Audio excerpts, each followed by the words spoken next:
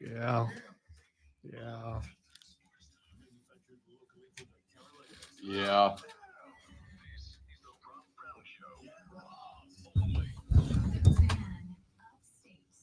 Good morning.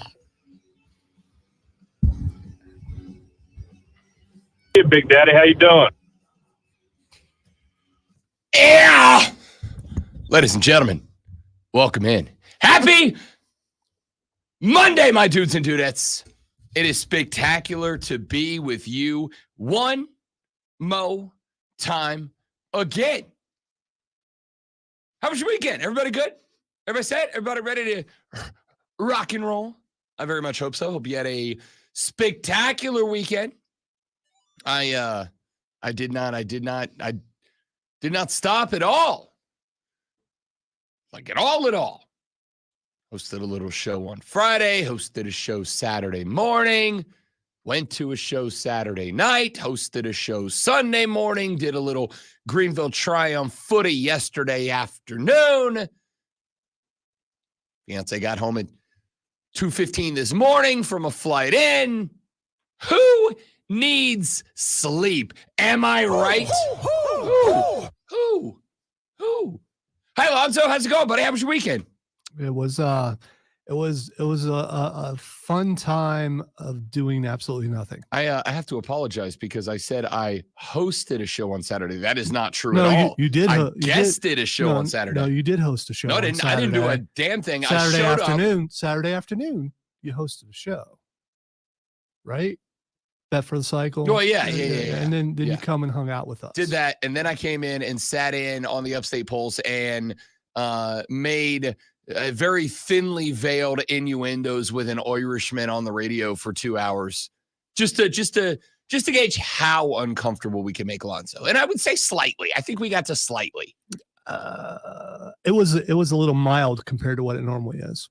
Oh, well, that's disappointing. Yeah, well, I mean, I'll just have to come back and try harder. Well, I mean, I'm not talking about you. I mean, you were trying to gauge it, but I've been having to fight it every week since he's been here. So, I mean, not that that's a bad thing. Not at all. I mean, shows change, they evolve, and sometimes you have to be on your guard a little bit or a lot. Probably for the best. We got a show lined up today, ladies and gentlemen. This is about to be a very interesting time in sports talk radio, because I and millions of other hosts around the country, there's not millions, there's, I don't know, what do you say, probably maybe thousands. Are you going to include the AI ones? So far, as I am aware, we have not reached AI sports talk host yet. No, but we do have an AI disc jockey right now. Probably multiple. Probably more than you know. There's one that I know for a fact, and I read about this a couple of weeks ago. I actually meant to bring this up on the air to you, as a matter of fact. They have one who works for a syndicated radio company that they had a young lady who was DJing, and they asked her to voice the AI, basically just record all the words, and then they were going to turn her voice to an AI. We've talked about it here. Have we? Yeah, we have. I didn't think we had. Yeah, we have. So they're using her voice as an AI, and now this company is starting to syndicate that show, and they are firing people to utilize this AI as a genuine DJ. And if you listen to it for like 7, 8, 9, 10 seconds, you probably would be like, oh, that's a person. And then every now and then there's just like that one inflection that throws you off a little bit, walks you into the uncanny valley. And it's really, there's clips of her going around on the internet, and it's really off-putting. But so far, I'm gonna say ain't no robot replacing Lonzo and me.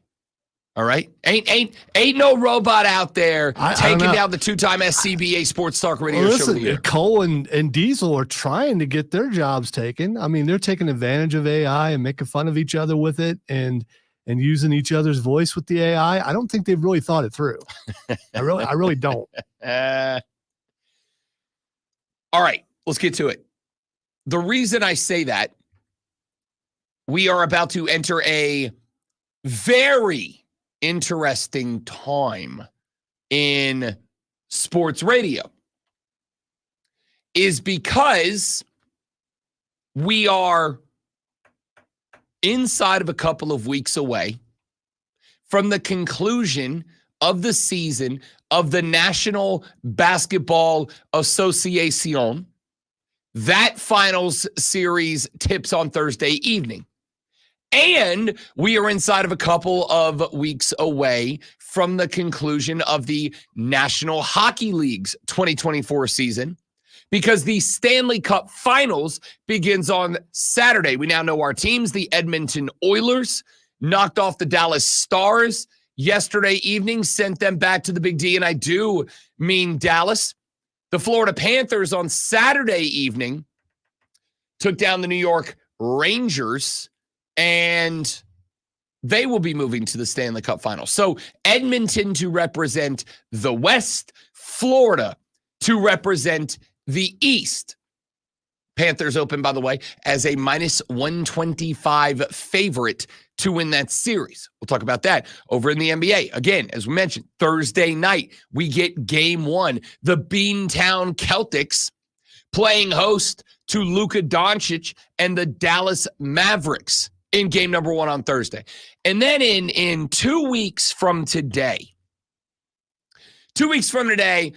we will either be done with those two series or very close to done with those two series. And when we are done with those two series, we enter a very interesting part of the calendar for people like me. Now, this year's a little bit different because we do have the Summer Olympics coming up in July.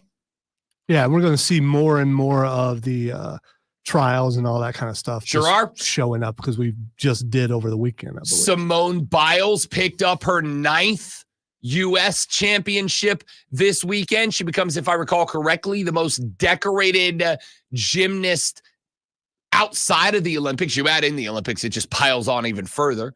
But yes, we have started to see the trials and the competitions out there. Simone Biles had herself a big weekend and looks like she is preparing to return to dominance. And I hope she does. One of my favorite athletes in the Olympic Games history. So it is a little bit different in that we have the Olympics, and obviously we'll have basketball and soccer and gymnastics and swimming, and one of Alonzo's very favorite, synchronized swimming. He'll be an expert on the synchronized swimming for us. You can diss the synchronized swimming, but it's very difficult to be in sync with anyone.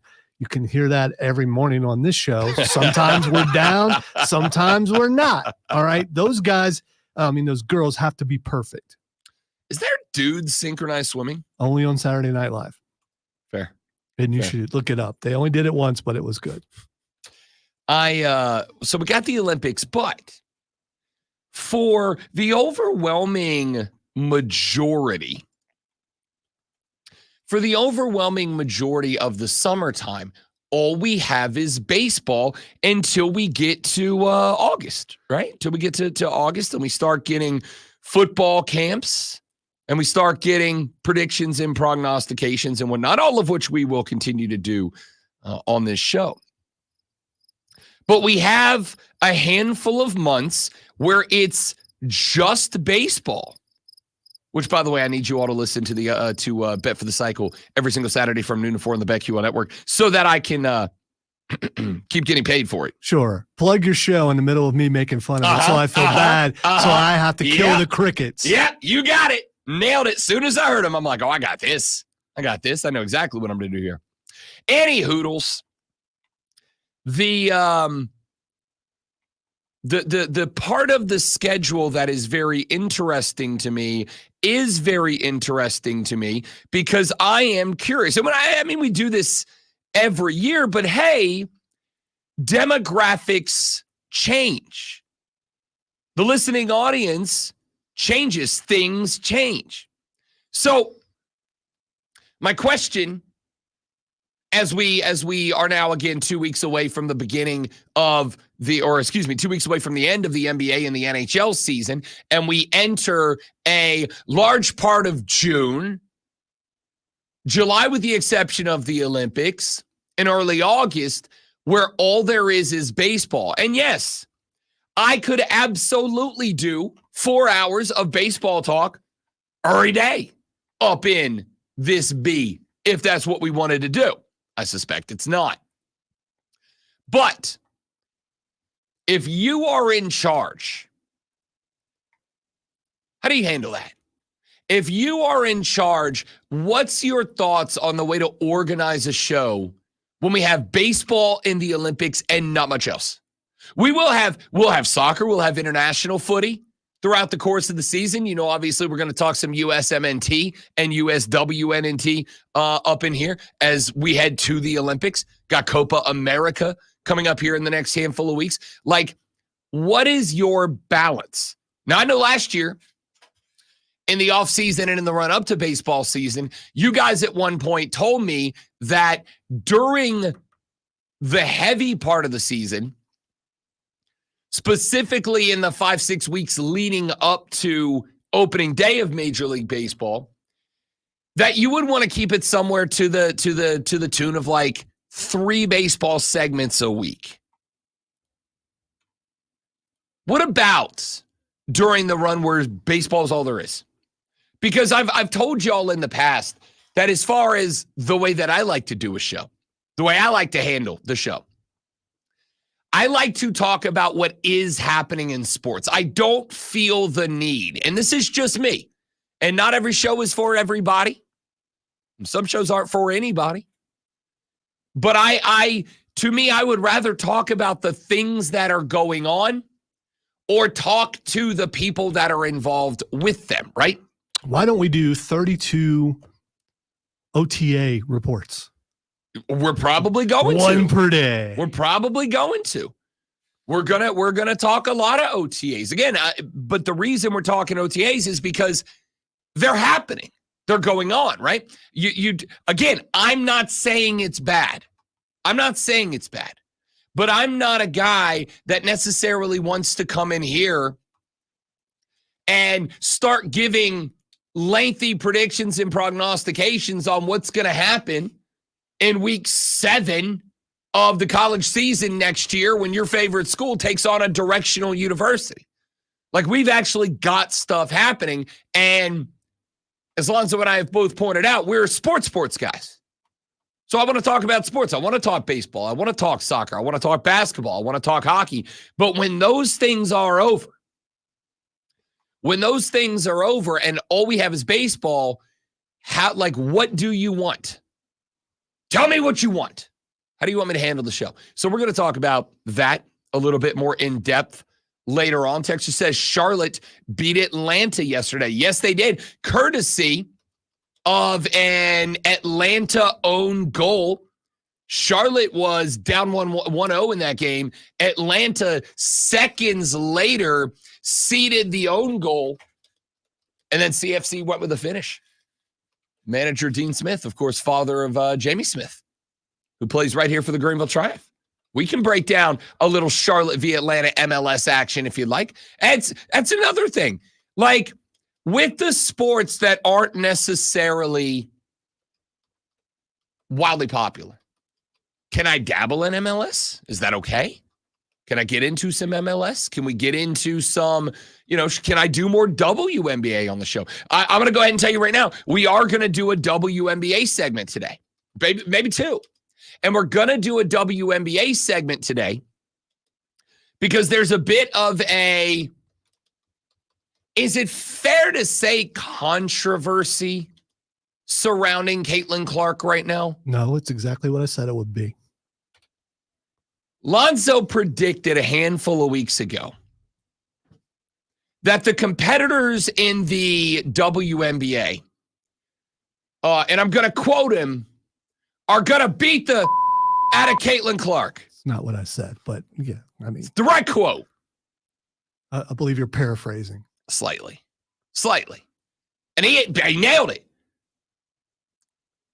She took a stiff shoulder charge on Saturday. And she got hit by a sturdy girl. Old Kennedy was not playing around in that moment. That shoulder had some beef to it. Yeah, and you know that because when they turned the camera around and showed it from the angle of Kennedy Carter coming at Caitlin, you can very clearly read her lips when she looked at Caitlin Clark and said, "You," and then just pow with the shoulder charge. Caitlin Clark goes to the ground. They called it a common foul. In time, the WNBA would go back and they would upgrade that to a flagrant foul because it there was an outcry by people who are paying attention, so they had to go back and fix it to save face. I mean, dude, it was a flagrant foul. I think it was because it was a flagrant without foul. a doubt. Yeah, I mean, she looked her in the eyes and said, "You," and then shoulder charged her like she owed her money. And now there is this, at least in the social media circle, there's a bit of a controversy that is going around right now. There's a bit of a controversy going around because there are players that are absolutely giving it to Caitlin Clark right now, on one hand. And then on the other hand, there are longtime fans of this league who were like, "Oh, well, if you weren't talking about the WNBA before, don't come in here just because." And I'm like, that kind of don't you want that to happen? The league's finally making more money. Like, what are we doing here? They're not being very smart. They really aren't. From a business standpoint, you should enjoy all the eyes on the product and go, "Hey, here's what you've been missing." Not that, "Oh, you guys are all paying attention to her. Well, she ain't going to make it through the season. Now what you going to do?" Well, what they're going to do is they're going to stop watching. Good job. Are going to talk about that coming up later in the show because I am genuinely curious as to what the overwhelming reaction is going to be. So we'll get to that. We're going to talk some baseball. The Clemson Tigers win their regional. Now they wait today for the winner of the Stillwater Regional, which will be either the Oklahoma State Cowpokes or the Mighty Mighty Gators of the University of Florida. The winner of that regional will be coming down to Clemson. The Carolina Gamecocks are not waiting on anybody because they got bounced. They're going home. They're done. And so my question for you Gamecock fans, is that enough to pull the trigger on moving on from Kingston? Or are you happy to keep him around for one more year after a run to the regional and yet another season without a visit to Omaha, Nebraska? We'll talk some baseball later in the show. We got John Blau with the Post and Courier coming up at 8:40 this a.m. It's going to be busy. I hope you'll join us at 844-326-3663 or text us at 71307. Start your text with FAN. We'll read them on the air. We're back after this on the Rob Brown Show in the Fan Upstate.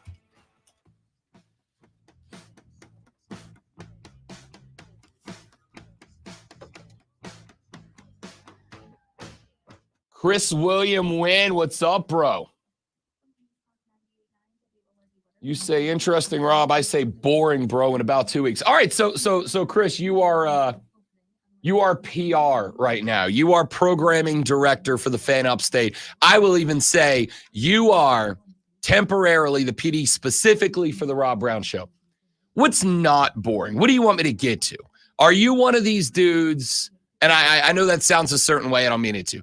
But are you one of these dudes that, like, when we get into July and there's just nothing going on in football, that wants me to start doing, like, football breakdowns? Like, do you want to talk college football in July when nothing is happening? No, I got it.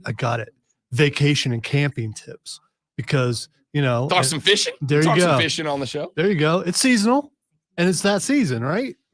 And yes, we are going to, Chris William Wynn, talk a little WNBA today, not because of the game, because yes, Caitlin Clark got dragged. Not just did they lose by 40, but she had her worst shooting performance in 151 college and pro games, 1 for 10 from the floor, 3 points on the day.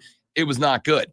But as Lance has pointed out, she's getting the hell beat out of her right now. It's going to wear on her a little bit. And my question is this something the WNBA needs to solve, or do they just need to let it police itself? Oh, you better believe we're talking about that, Zach. I haven't ruled out taking a couple of days off of work when that game drops. Please. I'm not doing that. I actually am not going to be able to buy it because I can't afford the new console till I get married. Might start a GoFundMe to get an Xbox. We can talk about water skiing, the proper methods, 2 skis, 1 ski, all that kind of stuff. It depends on you. If you're slaloming, 1 ski's the way to go. But if you're recreational water skiing, 2 skis. How to properly boogie board. I mean, that's step 1, be 13. Well, no, it's very important for older guys like myself to go to the beach and think, wow, that looks like fun. Are you a boogie boarder? I tried it like a decade ago. It was more like a wave boarding, just going out with the little board, just jumping waves. You're laughing, but you were born on the beach. I was born on the land. Okay. On the land. I was born in the valley, technically, the Ohio Valley. Our beach was Deer Creek, and it was basically a small river.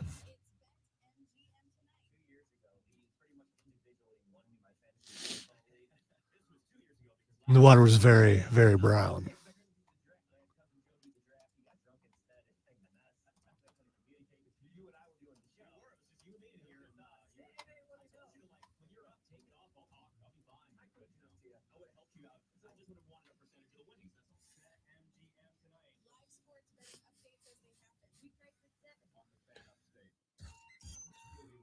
Come on, you didn't see that coming, Zach.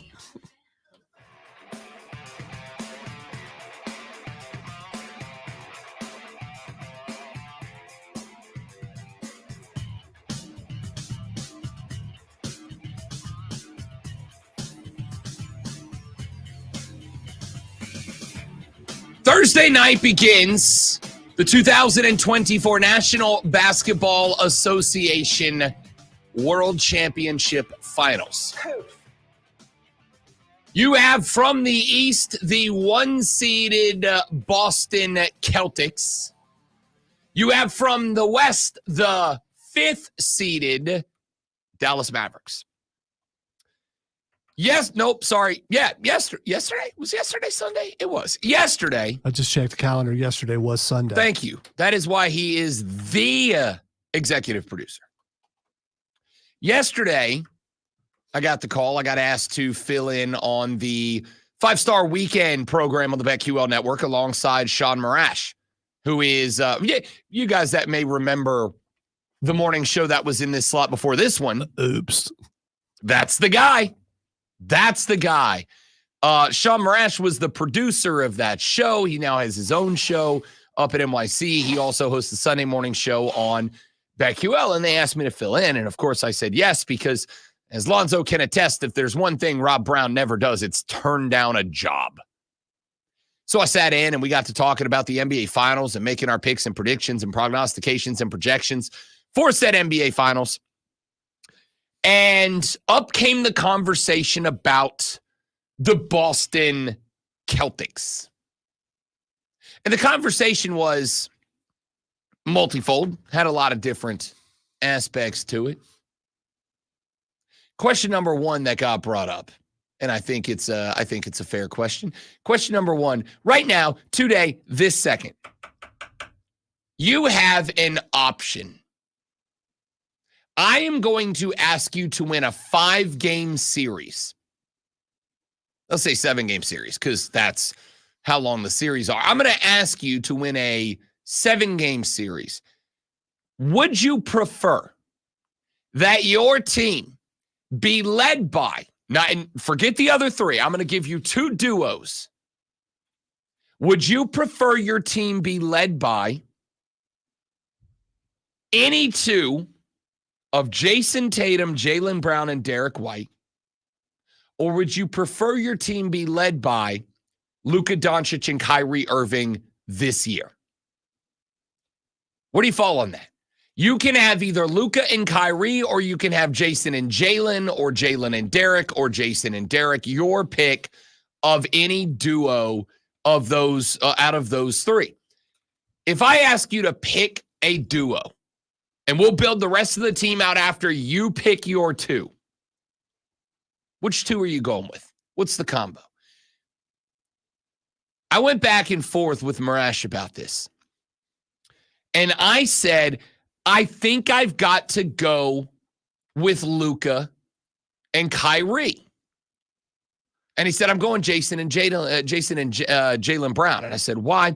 And he goes, they as a duo are more talented than Kyrie and Luka as a duo. And then we ranked those players.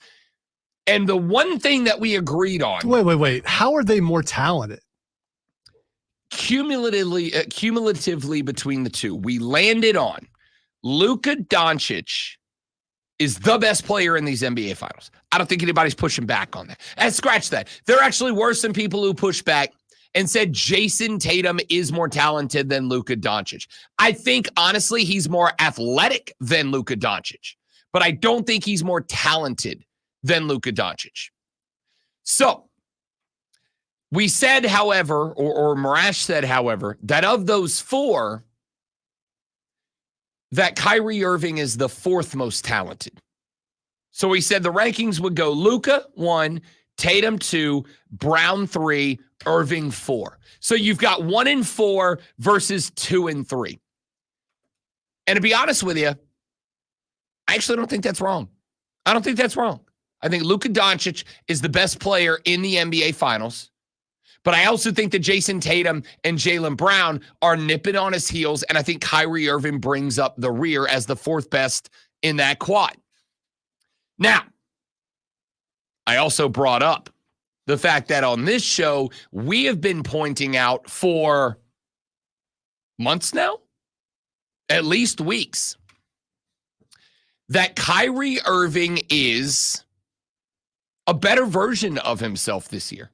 He's a better version of himself this year. He's a version of himself this year that I think has accepted the role of supplemental player. He has accepted the role of Robin to Luka's Batman. So I present a question to you that I asked of Sean yesterday. And the producers in the background kind of got into a bit of a fight, a bit of a debate about this as well. The question mark was, is this a lesson that Kyrie Irving learned from his time with the Nets? Because obviously you go back in time, the Nets tried to do a thing. The Nets put together a big three of Harden, Kyrie Irving, and Kevin Durant. And it, let's just call it what it is, imploded on them. Well, the problem with that example is how often were those three on the court together? Very rarely. Yeah. So, I mean, I believe that Kyrie's had stints at a couple other places, and he realized when he was with LeBron, he was trying to fight for the spotlight.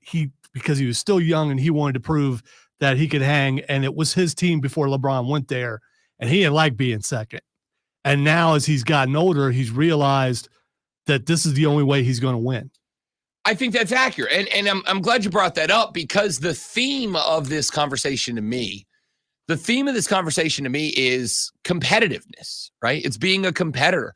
And when you're right, when Kyrie and LeBron shared a team together, Kyrie was a much younger player. He's a much better player. Not that he is bad now. He's clearly not. He put up 36 in the elimination game against the Minnesota Timberwolves, a Timberwolves team that had just knocked off the reigning defending undisputed NBA world champion Denver Nuggets, and he went out there in an elimination game and put up 36. He's still a great player.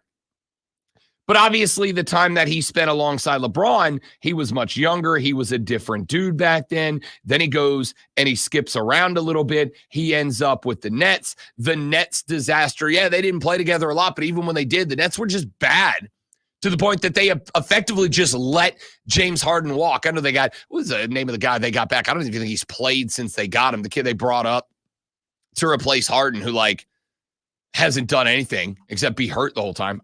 He's been so unimpactful, I can't even remember who the hell it was. But they blew that whole thing up, and I agree with you. I think Kyrie got down to Dallas. Now, Sean brought up another interesting point, and I think it's a point worth discussing, and that is about the demographic of the team that Kyrie plays for, right? Sean, who lives in New York and covers Northeastern sports predominantly, Sean Marash said, hey, look, when you are in Boston, he said, Rob Brown, don't take this the wrong way. You unless you live here and work in the media here, I don't think you can understand it fully. Hey, you just don't get it. I mean, basically, it's what he said. That's such an arrogant take. I don't think it is. I think it's okay to say you're not familiar enough to not get it. Regionalism really bothers me. I understand, but regionalism is regionalism because there are regions that have their own culture and approach and whatever. Just because you think your region is better than every other region doesn't mean it is. What's it like to grow up on the beach? You don't know, and that's okay, right? Being ignorant of a fact of life is okay. There's nothing wrong with it, right? It's one thing. Now, it is different to go, you're an idiot. Ignorant, I was just poor. See, this is the problem. People think ignorant is bad. Ignorant's not bad. Willfully ignorant is bad. Actively avoiding learning a thing is bad. I don't care. I don't want to know about that. Right. That's willfully ignorant. And even in that case, like there are some aspects of that that's okay. I am happy to be willfully ignorant of what it feels like to do black tar heroin. I'm ignorant of it and I'm willing to stay there. Wait, where did that example I needed something very dramatic. Dude, I needed something very dramatic. I don't even think I've ever heard of that before. That sounds pretty hard, though. Yeah, like I said, what's it like to grow up in Florida, right? So that's a joke. Relax, Florida. I love you. So Sean Marash said, hey, listen, unless you're up here, you can't understand. And I said, okay, fire away. And he said, in places like Boston, in places like New York, there is a phenomenon that happens that he said, I think it happens nationally, but I don't think you can really understand what it's like in the Northeast until you're here. Well, it's two separate phenomenons. In Boston, it's about winning. In New York, it's about losing. So the phenomenon that he was talking about had nothing to do with basketball or sports. He said one of the things that happens in Boston, New York, he said it probably happens in LA and Chicago, but it's different in the Northeast. He said is people go to these players and they probe and they poke and they prod and they try to get them to say something that they can then turn into a controversy. And I said, well, I think that happens everywhere. And he goes, yeah, but like it's very dialed in here. He said, here's the thing. He said, when did Kyrie and his flat earth stuff really come into the limelight? Not until he got to the Northeast, right? Not until he was a Boston guy, not until he was a net. And that's really where it popped, really where it started becoming the conversation about Kyrie. Ridiculous. That is ridiculous. I don't think it's ridiculous at all. He was a top draft pick. He won an NBA championship. He was definitely in the limelight while playing with LeBron. I didn't say in the limelight. I think you did. I said, when did the flat earth Kyrie's a weirdo stuff start? Okay. Right? All right. And that didn't start until he was in New England. I agree with you. When he was with LeBron and he was a top pick and all that in Cleveland, like, yeah, he was a big deal. But all the flat earth stuff all the weirdo stuff, all the podcast stuff didn't pop off till he got to New England. He said that is a result of the media. They want to be able to tear down the athletes that play for their own teams, and it's wild. He said, then you go down to Dallas. And he said, I don't want to make it a political thing, but obviously in Dallas, it's a much more conservative fan base that gives a hell of a lot less of a care about the opinion of an athlete. They just want you to be a great athlete. Whereas in New England, they care about the opinion because they want to turn it into a story. He said, Kyrie going down there, getting away from the media spotlight, ending up around a fan base that's not going to blow up his weirdo-ness, I think has allowed him to dial in on basketball. And I agree with that. And it is part of the reason that I'm actually having a really tough time, maybe not throwing a little bit of change down at the Dallas Mavericks to pull the upset in this series, because I think Luka's dialed in. My only question is, great one, does he bring a little bit of I want it back towards Boston? Does he overplay his hand trying to be the star to hurt the Boston Celtics, his former team? Because if he does, that's when I think Dallas gets in trouble. We'll talk more about this series as the week moves towards Thursday evening. Dallas and Boston, game number 1 of the NBA Finals. We're back after this on the Rob Brown Show in the Fan Upstate. You know, Chris, you can use that in just about any sports now. Well, if that guy hadn't got hurt, if that guy hadn't done that, but he did. So, I mean, you know. And then Golden State realized the only way that they could beat LeBron again was to go and get that, I want to say scab, but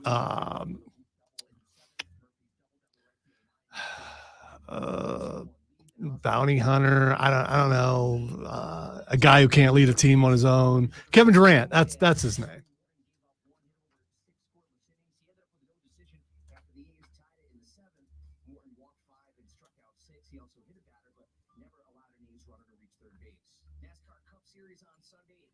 By the way, my ears still are not right. So if the beds are a little bit low or a little bit high, it's because I can't. I'm still struggling a little bit.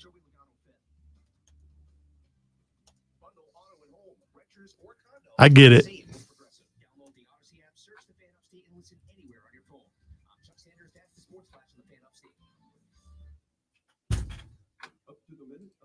He's back. Jam Cam. Jam Cam is back. Jam Cam. Welcome back, Billy.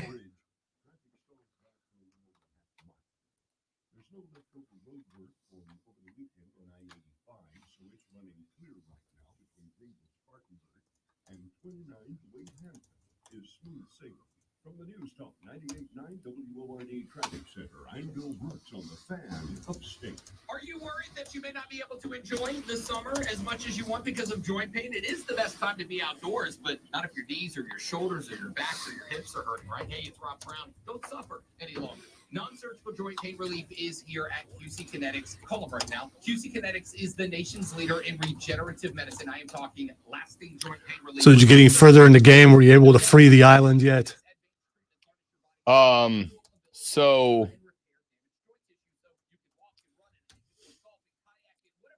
I played for like 4 hours Saturday night after I saw you were on there. Yeah. And there was one spot where you have to sneak into, steal documents from, and not be detected, a truck depot.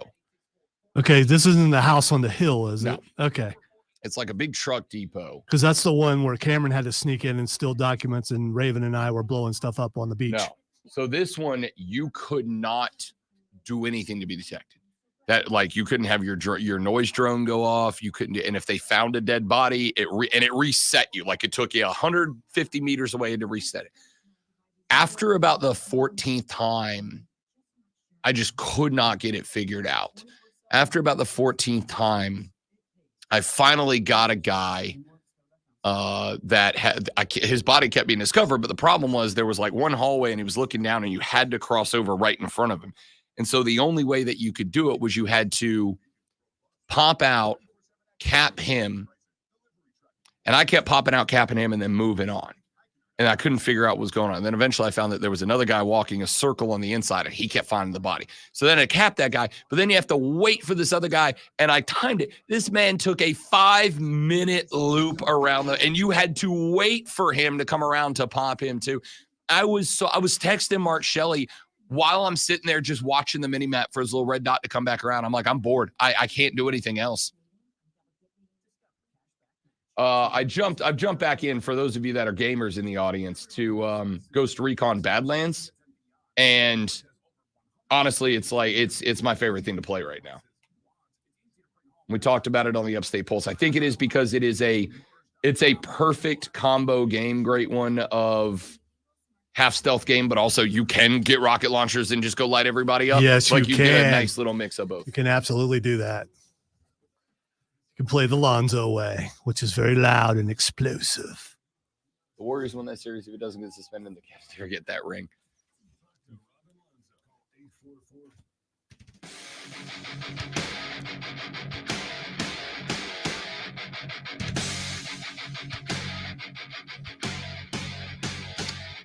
So we talked a little bit about the concept of competition back in the last segment, right?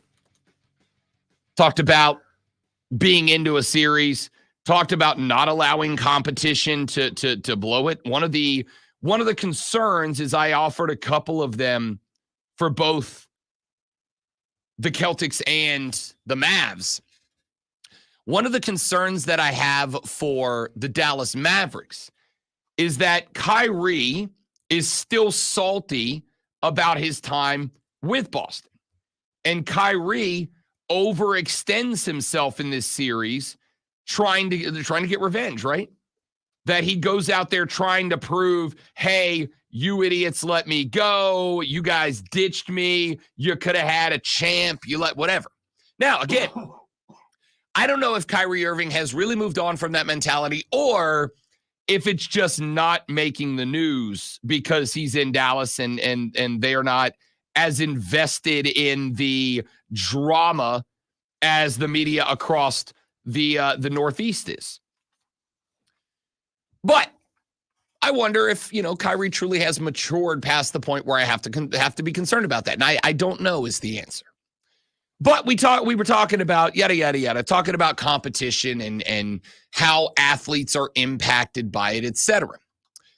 There is right now in the Women's National Basketball Association, the WNBA. There's a little bit of controversy going on right now. And the controversy going on is between, I think, two different entities, two different groups of WNBA fans. I think there are a lot of WNBA fans that have been around for a while. I'm going to use the term a lot subjectively here, loosely. A lot of WNBA fans that have been around for a while.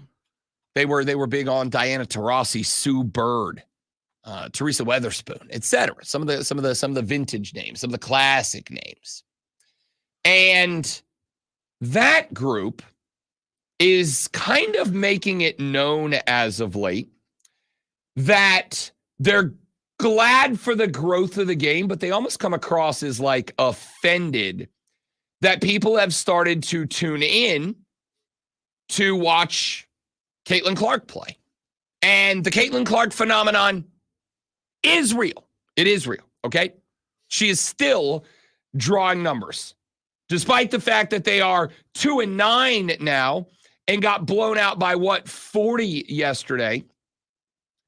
The Indiana Fever are still the most watched WNBA team. And yes, it is by and large because of Caitlin Clark.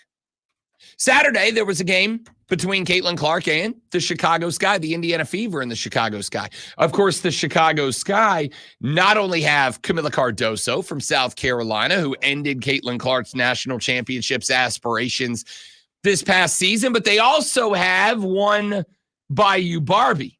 Angel Reese is a member of that team. Of course, Angel and Caitlin, while both of them have said, oh, we're just competitors, we're both going to win, they got themselves a little bit of a rivalry that followed them from LSU and Iowa, respectively, up to the big show. Well, the Indiana Fever got win number 2 on the season by knocking off Angel Reese, Camila Cardoso, and the Chicago Sky. So there was another incident that took place where Caitlin Clark got absolutely hammered by Kennedy Carter. Kennedy Carter has been a member of the WNBA for, I think, since 2000. So for 4 years at this point. And Kennedy Carter very clearly has taken some exception. She has taken some exception to Caitlin Clark and the publicity she has brought to the game. And she's not alone. Kennedy Carter, after a bucket that gave the Chicago Sky a 53-49 deficit to Indiana with about 24 seconds left to play in the third quarter. As Caitlin Clark was waiting for the inbound, Kennedy Carter came over. And Lonzo, if I asked you to describe the shoulder charge given by Kennedy Carter to Caitlin Clark, could you play-by-play it for me? I can give you an example when a DB comes in and they don't see an offensive lineman and the offensive lineman hits the DB and the DB flies many yards. It's basically that. Yeah. She popped her. She popped her good. She hit her with the old Braun Strowman, here comes the train around the ring movement, right? I mean, popped her. Caitlin goes to the turf. And if that wasn't enough, they showed a secondary angle of facing Kennedy Carter running towards the camera and Caitlin Clark, where she very clearly and loudly says to Caitlin Clark, "You," before shoulder checking her, which, like, okay. Now, I will fully acknowledge, like, maybe, because we've learned a little something about Caitlin Clark the last week and a half, ain't we? She's picked up a couple of texts. She's been getting into the face of some referees. I know that Caitlin Clark is frustrated. Y'all, she has played 151 college and professional games, and she has never taken L's like she's taking right now. The losses, you're right, but you're just now discovering that she kind of has an attitude? I mean, let's be real. Her attitude right now is deserved, but when she played in college, from what I saw, she had that attitude. When your dad has to yell from the crowd to shut up, I think that makes it look like that's something that you do often. I will also say, in a moment of enraging half my audience, I think if she was a man, we would all admire the fiery temperament. I don't know why. That's why I said it. But really? Yeah, I do. You mean like when people complain about Luka whining all the time, or LeBron whining all the time, or Steph whining all the time? It's not. That's not praise. That's quit whining to the ref and play the game. Praise. You just listed the three most popular NBA players of all time who do not get praised for their whining. They are everywhere. They're the biggest jersey sellers in America. I don't understand what you're getting angry about. What you because said? You said if it was a man, it wouldn't be the same. They get yelled at, downgraded. People get upset every single year about how much they whine to the referees. They don't get built up for that. They get disparaged for it. I don't understand what you're not seeing here. Let's turn on the NBA network right now and let's see what faces are thrown up there yesterday. I guarantee you it's Luka, Steph, and LeBron. Can you explain to me the point you're making? Because I don't get it. Because I can. Yeah, they're on there because they're the stars, just like she's the star. You were talking about how she was fiery and feisty and all that kind of stuff. No, she's whining, just like all those stars do. They whine, but she wants the star treatment because of how she's being treated on her way in, and she's not that yet. She's not that yet. Time out. She wants the star treatment. You got no idea about that. I have not seen Caitlin Clark out there asking for the star treatment. All right. She's not the one showing up doing fashion shows pregame. She's not the one doing any of that. Listen, if you are whining and complaining to the ref, it's because you're used to whining and complaining at the other level you were on and getting your way. If you're doing it when you're a pro, that's because you think you're on the level of everybody else. So I do get some of the anger of the people. She needs to quit whining and crying. The refs need to do a better job because she is getting beat up without a doubt. So wait. Hang on. Whining and crying never does anything. Just like, I'm going to do what you're doing. I'm going to yell trying to make my point, but it's not making the point. No, the problem is that you're saying a thing that I think is a point, and then you fly right past it. You are saying she is getting poor treatment from officials, yes? No one said she wasn't. Okay, then why is it bad she is asking for the correct treatment? Because it's not going to work. It doesn't work with LeBron. It doesn't work with Steph. It might work with Steph a little bit. It works with both of them. It does not. Whining to the referee, especially when you're new, is only going to make you look like a problem. It's not going to get you any help. The only people who are getting her help is the outcry of the fans. That's it. If people didn't complain about that foul, they never would have overturned that. Caitlin Clark. All right. So for the record, now I'm going to come back to this later because there's actually another conversation here, but we wound our way up here and I'm good with it.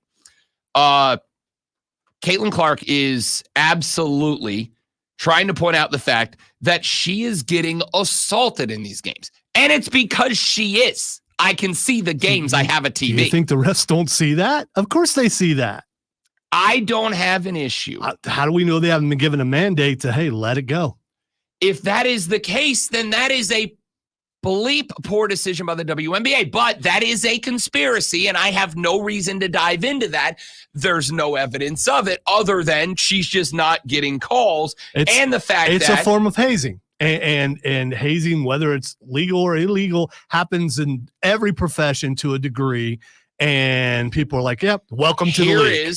Here is the problem if that is what they've decided to do. And again, I have no reason to believe it is the case. But here's the problem if that's what they've decided to do. If I am tuning in to watch the most popular women's basketball player, I'm going to say of all time, and there are a lot that I love. We got Chris in here in the chat talking about Rebecca Lobo and Lisa Leslie and Cynthia Koupa and Teresa Witherspoon. I agree. I'm going to add Diana Taurasi to that list as one of my GOATs. I'm going to add Candace to that group as one of my GOATs. There's a lot of these players that have been great, and I've loved watching them for many, many years. But I would argue that in terms of just visibility, Caitlin Clark is the most popular women's basketball player probably of all time. And so at a point in time where Caitlin Clark has showed up, the revenue of the WNBA is going to go up. They will likely still need to be supplemented by the men's game for a number of years. And okay, but in a year where they've got their charter flights, in a year where they've upgraded the treatment of these female athletes.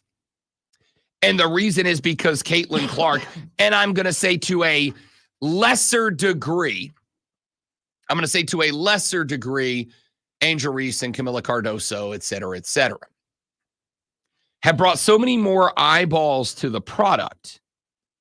If I am tuning in, as I did on Saturday, in fact, not only did I, but me and Mario and Cody Decker were all watching Chicago, Indiana while we were doing our show Saturday and commenting on it. In fact, betting it live as it was happening. First time that in the 3 years of that show, that I can say that everybody on the show staff was all tuned into a WNBA game. And we're watching Caitlin Clark get the hell beat out of her.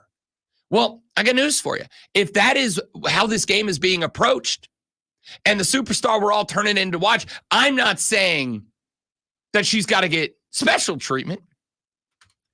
I'm saying when she is getting shoulder checked to the turf by another player and you ring it up as just a common foul and go play on, despite the fact that Caitlin Clark is getting freaking Willie Gayed into the hardwood, right? You've got to treat it more. You got to treat it more consistently. Chris on the stream said, Matt Barnes asked a great question about this topic. Where are her freaking teammates after that cheap shot she took? Her squad need to have her back, man. That's BS.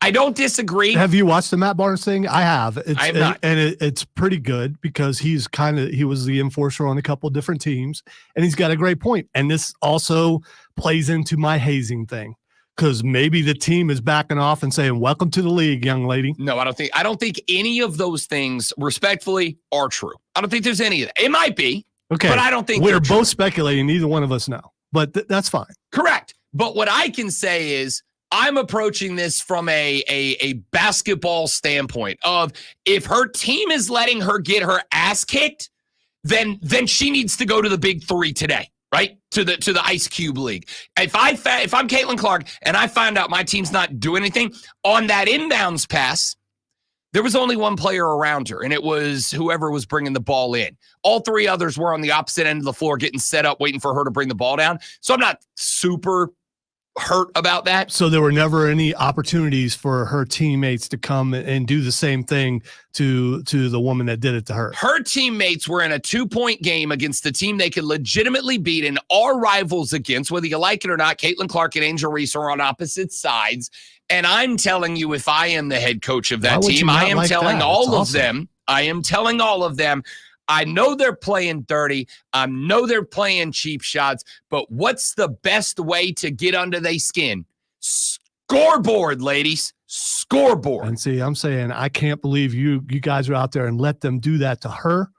Someone needs to go out there and stand up for your teammate. Go 2-8 then. Go 2-9 after that loss. Yeah, they're not going to do a whole lot. Instead, what Caitlin Clark did was bring the ball down the floor, knock down the next J, extend her team's lead to 6, and go win the basketball game, which is what a competitor does, right? What a competitor does. Now, there are two more aspects of this conversation that I would like to get to coming up later in the show. Number one is the attitude of the old guard players that I'm curious as to how they think this is supposed to go from the perspective of the new fans to the league, the Caitlin Clark fans to the league.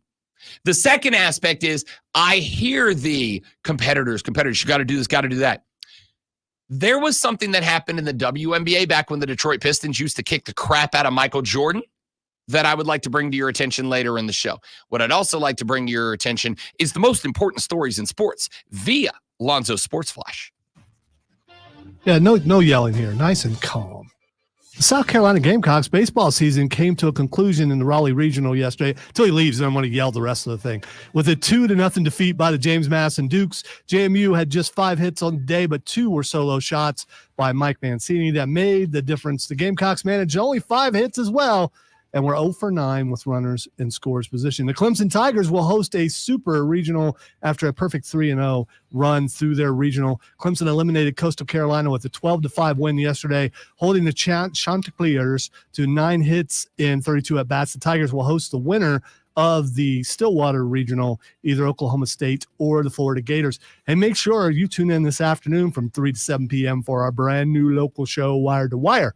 Cole, Bryson, and Diesel will get you up to date on the latest local and national sports news. Great guests, great debate, and a whole lot of fun. And it's all Wire to Wire.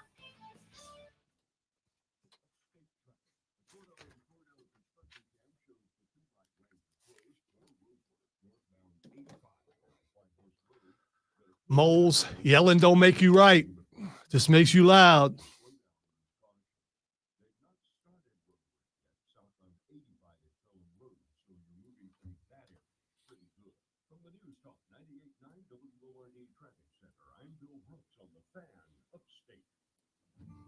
I think we need to roll some tea in here, roll in some tea in here as an actual tea and have a civilized debate where voices are not raised and points are acknowledged.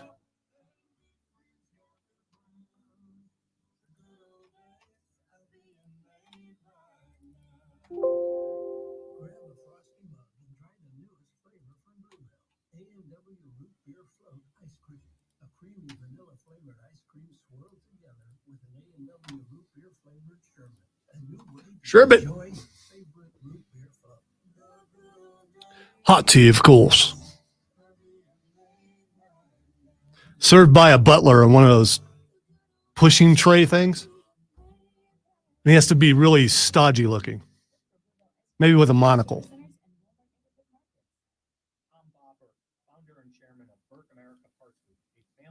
I think Sir John Gielgud or whatever his name was from the movie Arthur back in the day. That guy.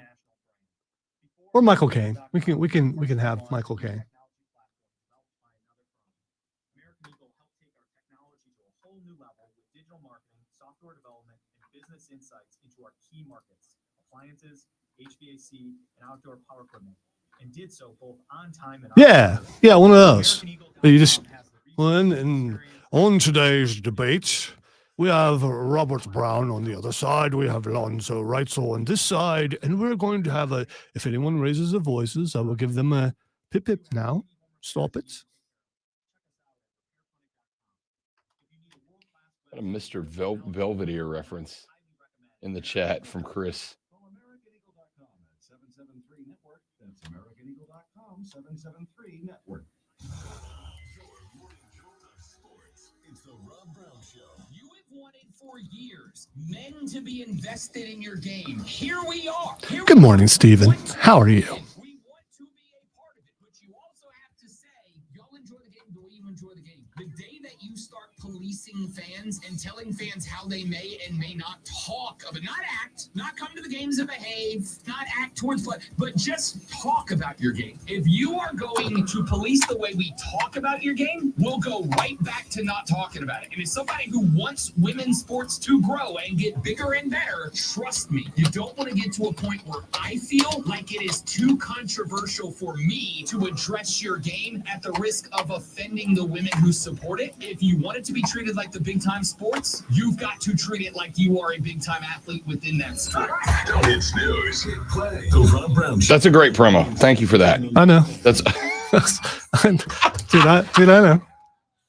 I wasn't saying it from the standpoint of it's high quality. It is, obviously. That's I'm saying that's that a was high quality promo right there. I was saying it's a great pick of a segment, and it is a perfect sports talk radio show promo. Thank you for doing it. I'm an award-winning producer. I don't know if you know that. Again. Many times. I mean, the one talent that I actually have is that. Everything else is just pretty mediocre. Although I do make people pretty angry. I'm good at that too. So.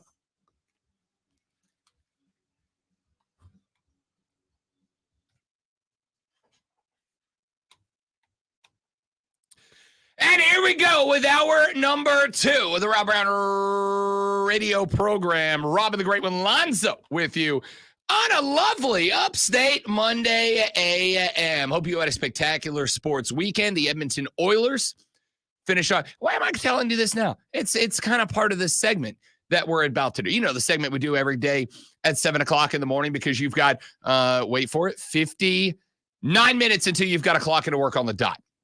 59 minutes, you're up, you're getting dressed. You're probably sitting at the table right now, having your coffee, going through your morning routine, getting set up. You got that 20-minute drive into the office, and then you're going to have to deal with that first morning conversation with Jim.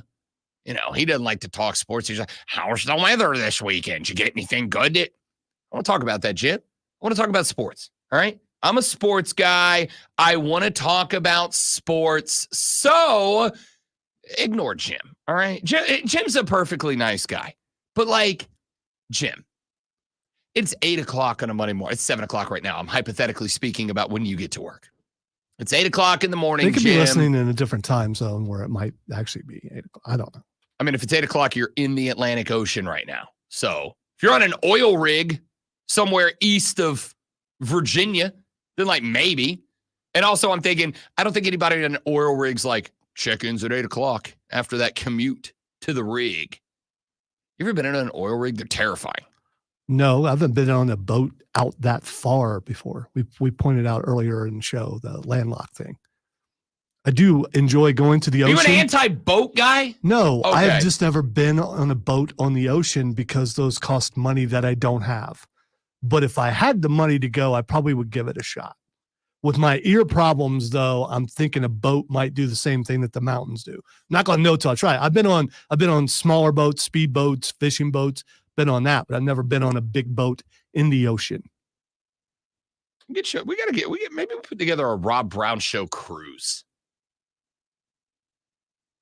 That's what we need to do. We need Jericho's got the wrestling cruise. We need a sports talk cruise. I'm all in. My wife and I have talked about going on a cruise. I love cruises. I love cruises. You get on the boat and your responsibility's over. It's just debauchery for 5 or 7 days. Yeah, debauchery I'm not concerned about because I don't debauch. But the other thing is, you hear a lot of stories about sudden illness on everyone on a boat, and then they're not allowed to come back to land or something. That I'm worried that would be me. I've been on probably a dozen cruises in my life. Because they are the least responsibility you can have on a vacation. And you know me, that's the goal. Never had that issue. With the rail slides and other things, probably not a good idea for you to go on a boat now. I'm just saying. Wow. Okay. Sometimes people gonna make it personal at 7:03 in the morning. I'm concerned for your well-being, and sometimes people disappear off those boats and they're never found. It is 7:03. You now have 56 minutes and 5 seconds until you have to clock in at the office jog. Ignore Jim, work your 15, and then take that first break. And when you take that first break, you're going to walk down. You're going to walk right past Jim. Ignore him. You're going to go grab Hank. Hank's the maintenance guy. Solid guy, Hank. Real good dude. Hank loves him some basketball, too. Right? I call him Henry, but I'm a little more civilized. You go grab Henry from maintenance.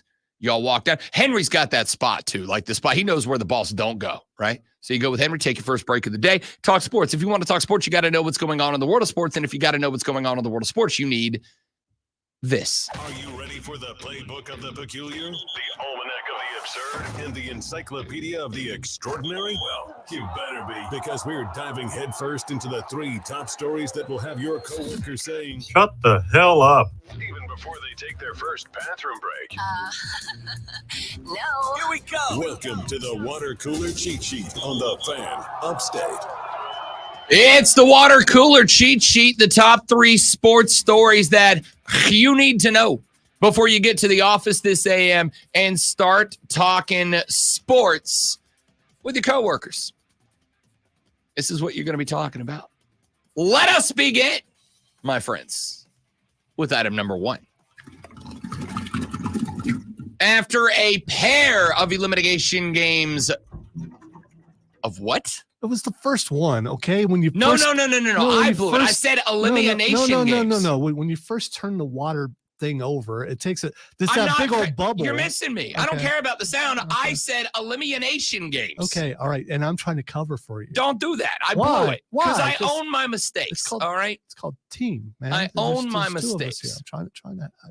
I'm fine. better than These that. shoulders are big enough to handle, covering your mistake. In a pair of elimination games this weekend, our Stanley Cup finals are officially set. We flash back to Saturday when the New York Rangers were up against it down in Sunrise, Florida, taking on the Florida Panthers, and it would be the Cats that finish it all off. A 2-1 win in game number 6, a 4-2 series win for Florida. Of course, Florida, suffering their heartbreak last year, has an opportunity to right everything that went wrong in that game. Just before the conclusion of period number 1, Sam Bennett would find the back of the strings to put the Cats up 1. Vladimir Tarasenko would get another in the 3rd period, about halfway through the final period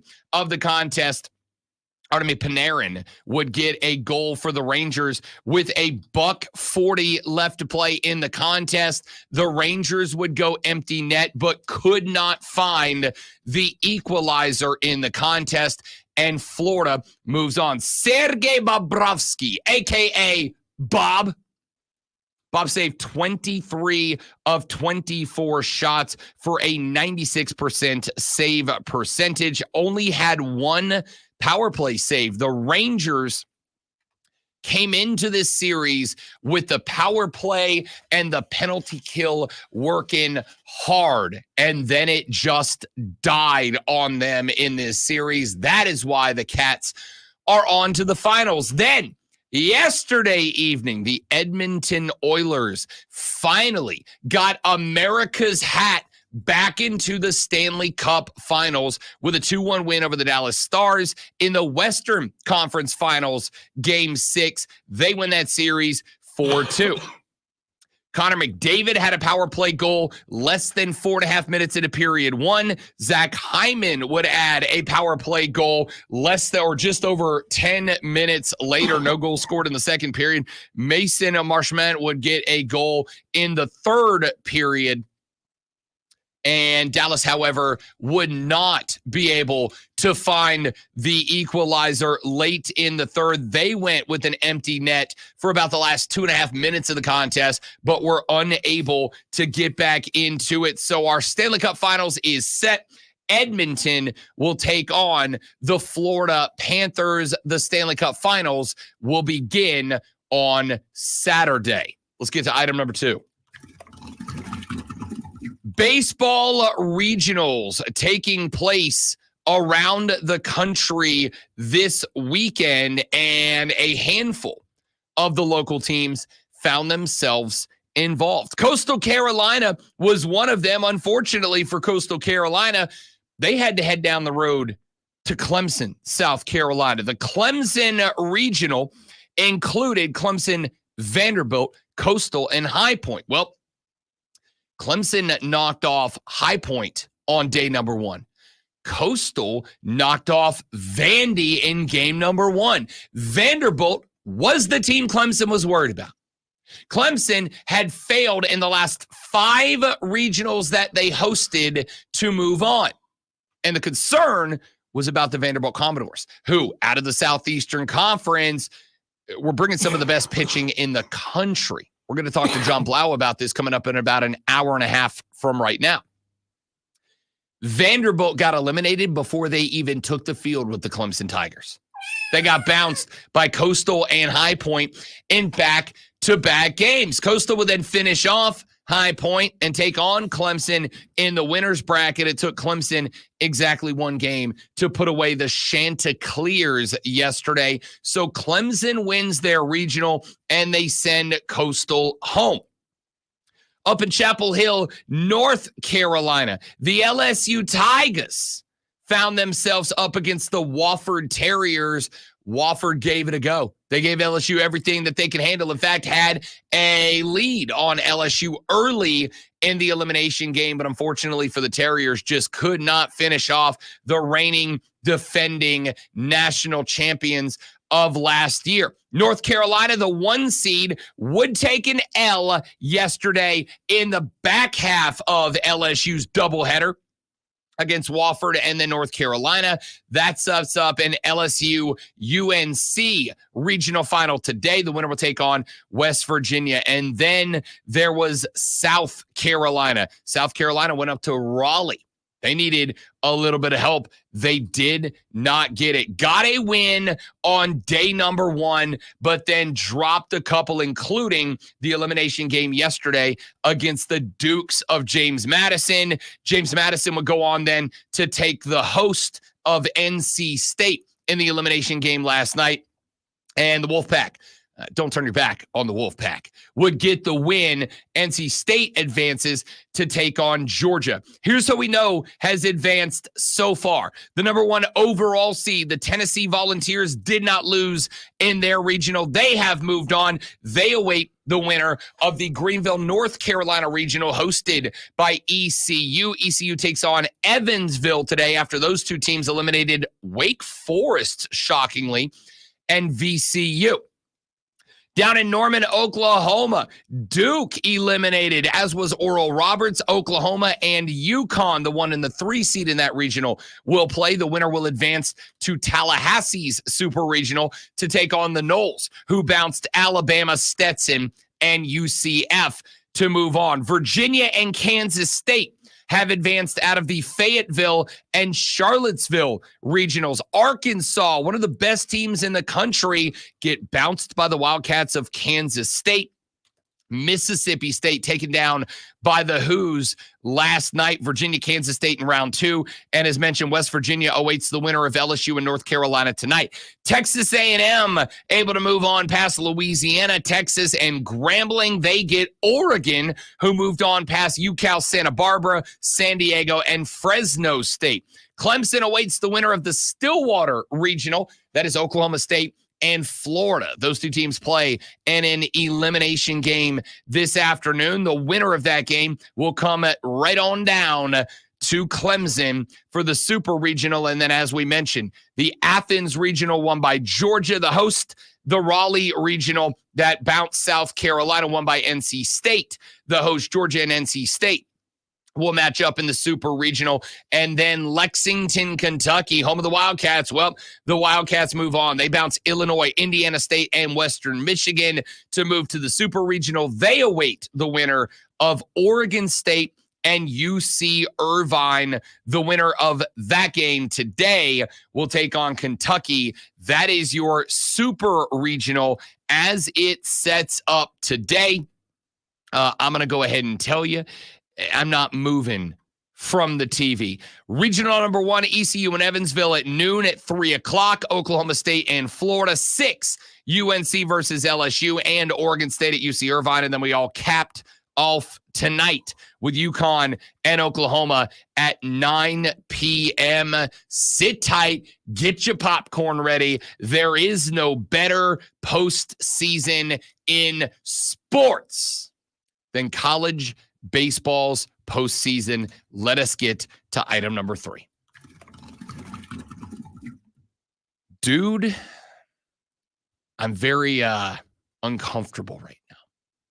Tell you why I'm uncomfortable right now. I'm uncomfortable because the Atlanta Braves winning a series should not be something that I have to ask myself, do I make this a cheat sheet item tomorrow? Do I make the Braves winning a series a item on the water cooler cheat sheet? And then I thought back to last Friday. When the Braves dropped another series, this time at home when they lost 3 out of 4 to the Washington Nationals. That days after they dropped 2 out of 3 to the Pittsburgh Pirates. And on Friday, I pushed the button. I said, ladies and gentlemen, the Atlanta Braves are in trouble. They are cooked, they are done, they are roasted and toasted and burnt to a crisp, and I don't know what they can do to fix it. Well, the Braves did turn around and win the next series. Of course, they won the next series over the lowly Oakland Athletics. And Oakland Athletics team, that is, and this is true, I've done the research, bad. They are 24-37 are the Oakland Athletics. They are, where my stats go? 11-21. I was right the first time. 11-21 on the road. It's a bad A's team. The Braves managed to take 2 out of 3. Here's the problem. They put up 9 runs in game number 2 and lost that game 11-9 to the Oakland A's. It was one of the few bad games from Chris Sale. The games that they won, they combined for 7 runs in the 2 wins. 4-2 winners in game 1, 3-1 winners in game 2. Now, there's good news in that you're holding teams in some of these games to 1, 2, 3, 4, 0 runs. The bad news is that in those same games, you're scoring 3 or 4 runs. The Braves had in May, which is, and this is also true, the Braves had in May the 3rd worst scoring differential in Major League Baseball. Runs scored versus runs allowed, they were one of the worst teams in MLB. I do not know how to tell you the existential crisis that I am dealing with this baseball team. I do not know how to tell you the struggle that I am having to tune into games right now, because I know they're just going to depress me greatly more than they allow me to celebrate as I have the past few years. But every slump needs a kickstart. Every slump has got to have that moment where you break out. A win over the Oakland Athletics is not that. All right. So Braves fans, those of you that were hitting me up on Twitter, hey, Rob, we won a series. Hey, Rob, here come Atlanta. No. Now you got to go to the Red Sox for a short series with them. We'll see, I guess. Ugh, it makes me feel gross. I'm going to go take a shower during this break of the Rob Brown Show in the Fan Upstate. You like? All right, guys, quick live, and I'm back. Y'all stay right there for me. We will BRB.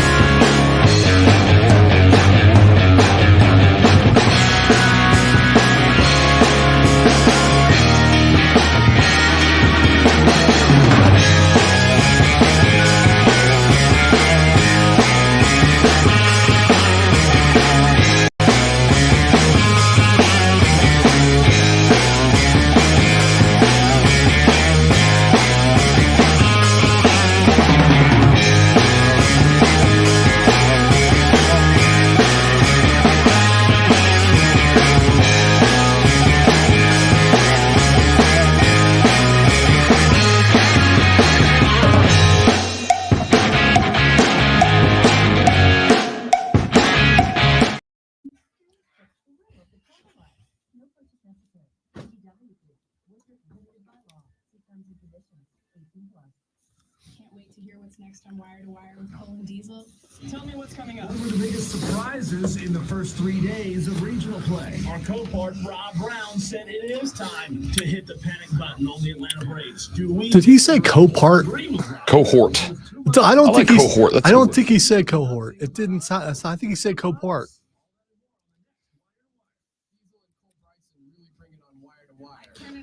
I'm sure we'll hear it again before the show is over. I'm pretty sure he didn't say cohort.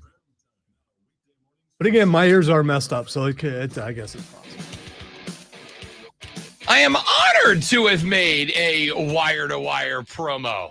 Man, look at us, Lonzo. We're hitting the big time. I'm a co-part. I thought he said cohort. I think he said co-part. It doesn't matter. I mean, words are difficult.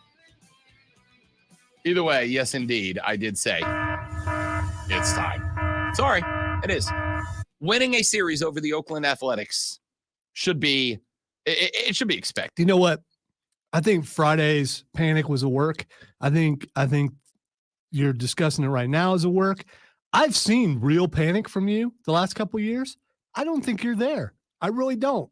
I don't see the depressed the rest of the day type of unless maybe your outlook on life has changed to a degree to where you don't let it bog you down like you did the last couple of years. But I'm just not feeling the panic. The 7 stages of grief. You heard of the 7 stages of grief? It opens with shock and denial. I think we've moved past that part, right? Like early in the season, 30. No. You haven't exhibited that kind of. Again, I could go back the last couple of years and probably pull those segments, but it sounds like a lot of effort, so I'm not going to do it. But still, I could. And you seemed a lot more panicked back then than you do right now. I think this is faux panic. I don't think it's real. So I have moved past shock and denial. When we got to about game 30, game 35 on the season, because while I disagree with Diesel, who has said, first 50 games of the season don't matter. Yeah, they do. Tell that to the Chicago Cubs last year who missed the playoffs by a game. Yes, they do. I agree with my co-part, Diesel, about the 50 there. You're both wrong. I appreciate that you agree with each other. You are absolutely wrong. We're right, and his beard is amazing. It is. We agree with that. But yes, the first 50 games of the season are important, not just for setting the tone, not just for establishing your place in the division, but it matters because, again, if you miss the playoffs by a game, you can go back and pick any one of the first 50 that didn't matter, change the result, and you're in the playoffs. But let's put that aside. What I will say is that whether or not the first 50 games of the season matter, you have to be established in your identity by 50. And that's not to say that your identity can't change later on in the season. I would look last year at the team that eliminated the Atlanta Braves, the Philadelphia Phillies, a team that 50 games through the season last year was okay. They were an okay team. And then after the break, they started to get hot. They started running down the Braves. Now, part of the reason they ran down the Braves because the Braves established themselves so far early in the season last year. By the time that the All-Star break ran around, it was like pretty much in the bag. They were winning the division. And so the last month of the season, the Braves were half-assing it because they didn't have to do any more than that. Well, we are over 50 games into the season now, and the identity of the Atlanta Braves is a lot of talent and zero results based on it. So I've moved past shock and denial, stage 1 of the 7 stages of grief. Nope. Because at 50 games into this season, I've looked at this team and I have said, this team's too good to be this bad. And I honestly think I've moved past anger a little bit. Nope. I have moved past stage 2 of the 7 stages of grief of anger because I have raged at this team. I have looked at this team and said, what the hell is wrong with y'all? How is Matt Olson, a guy that led Major League Baseball in home runs and RBIs last year, how's this guy batting 230 or whatever he's sitting on after this weekend? It's not okay, guys. You are better than this. Be better than this. And I think now I have reached stage 3 of the 7 stages of grief when it comes to the Atlanta Braves, and that is bargaining. I'm at the bargaining stage right now. I'm at the bargaining stage right now because I've reached the aspect of the stages of grief where I am saying, okay, you know what? We'll give up the first half of not give up, not like quit, not like lay down, but I will be willing to look back at the first half so long as Alex Anthopoulos, you do what you did in the World Series year of a few years back in 2021, which was 30 years ago in Braves time. You go back and you do what you did that year. You make a couple of redonkulous moves at the trade deadline. You bring in a couple of pieces that bolster. You go get me a bat in the outfield that I can chunk out there and allow Adam Duvall to go back to being a platoon player because he can't be an everyday player. That allows Jared Kelenic to sit down when he goes on a cold streak. I have accepted that the Braves just aren't going to be the team we thought they were going to be. We all thought that the Braves and Phillies were going to be flip-flopped to what they are right now. We all thought it was going to be the Braves that were on a first 50 that ended up being, first 60 now, that ended up being 41-19. 24-9 at the house, 17-10 on the road, winning almost 70% of their baseball games. That was going to be Atlanta, and it was going to be Philly that was hanging around 33-24. It was going to be Philly that was going to be bobbing a handful of games over 500. And yes, to those of y'all that are fans of the 26-33 Reds or the 27-32 Pirates or the 27-32 Diamondbacks or the 21-37 Rockies or over in the American League, the 28-30 Jays, the 15-45 Red Sox, whoever you're a fan of, yes, I understand that it is hard to sit here and listen to me about a team that is 33-24, but this team is nowhere near the level they should be, being as good as they are. And I have reached stage 3 of bargaining, where I'm just looking every day and running the back of my hand down a picture of Alex Anthopoulos' face and saying, please save us, AA. Did you just point out that half of MLB is below 500? Because that's what it sounded like. That's like ballpark.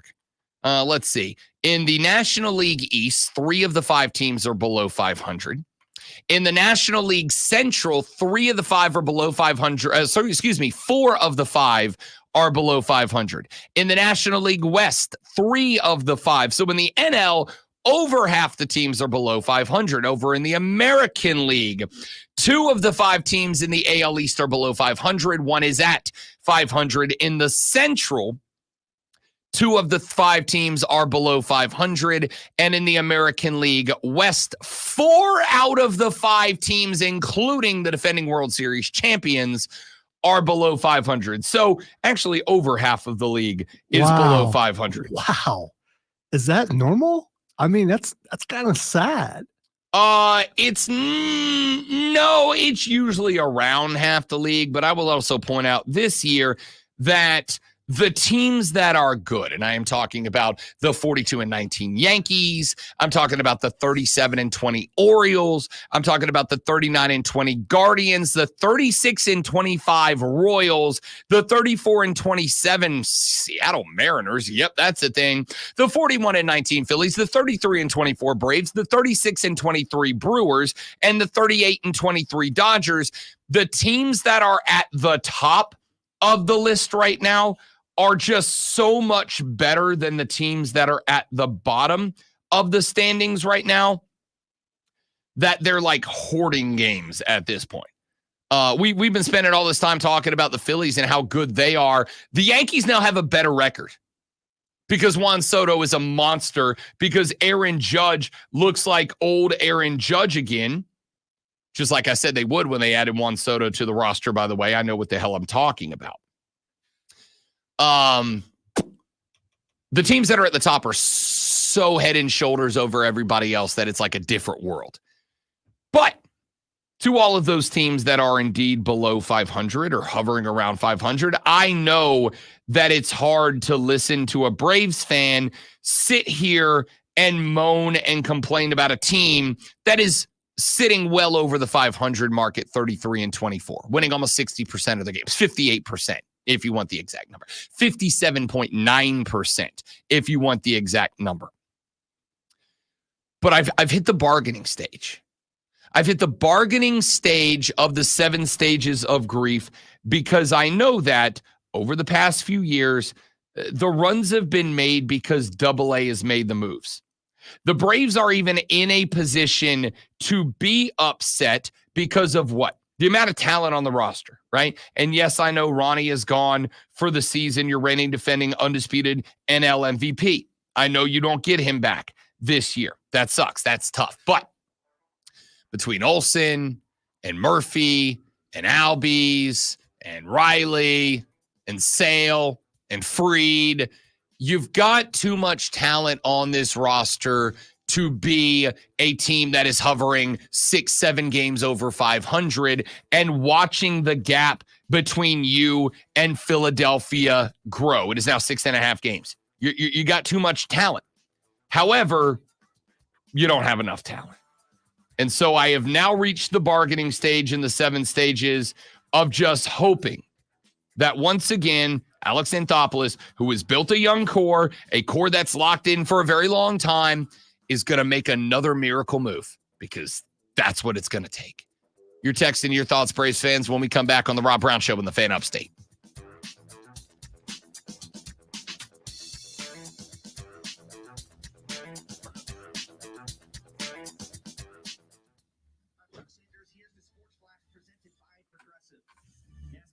Series on Sunday at Gateway, just outside St. Louis. Austin Cindric took the checkered flag, followed by Denny Hamlin. Brad Keselowski ran third. Tyler Reddick fourth. Joey Logano fifth. PGA Robert McIntyre won the Canadian Open for his first PGA Tour title. The Braves beat Oakland 3-1 on Sunday. Sean Murphy drove in the go-ahead run with a blue double in 7th. It's so hard to eat when you can't close your mouth all the way. Dude, do you have a lockjaw?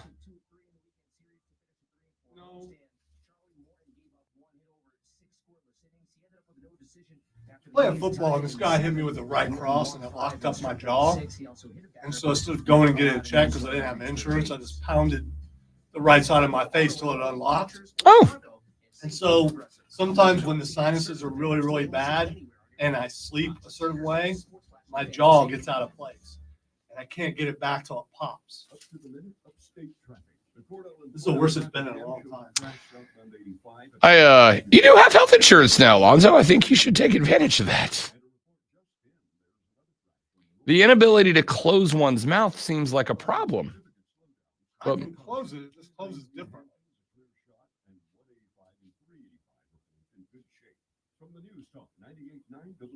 Most people, if they're right-handed, they eat on the right side.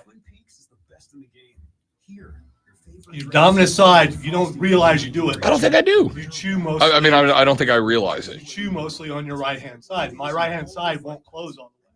So I'm trying to use my front teeth and the left side to a degree. But this hurts really, really bad. So Okay. next time you eat, think about it. I'm absolutely going to. Try it at your local lunch today. Welcome to AutoZone. What are you working on today? Gotta change my oil. How about new Valvoline Restore and Protect? It restores and protects your engine to run like new. It restores your engine to like factory clean? And protects. So Valvoline Restore and Protect restores and protects. Now you can get 5 quarts with an STP extended life oil for $37.99. Restrictions apply. From the Ingles Market Studio, the Upstate. I have my doctor's dream full of weirdo ailments. It's always something we don't know what it is. Like when I was in the hospital, we don't know what it is. It just.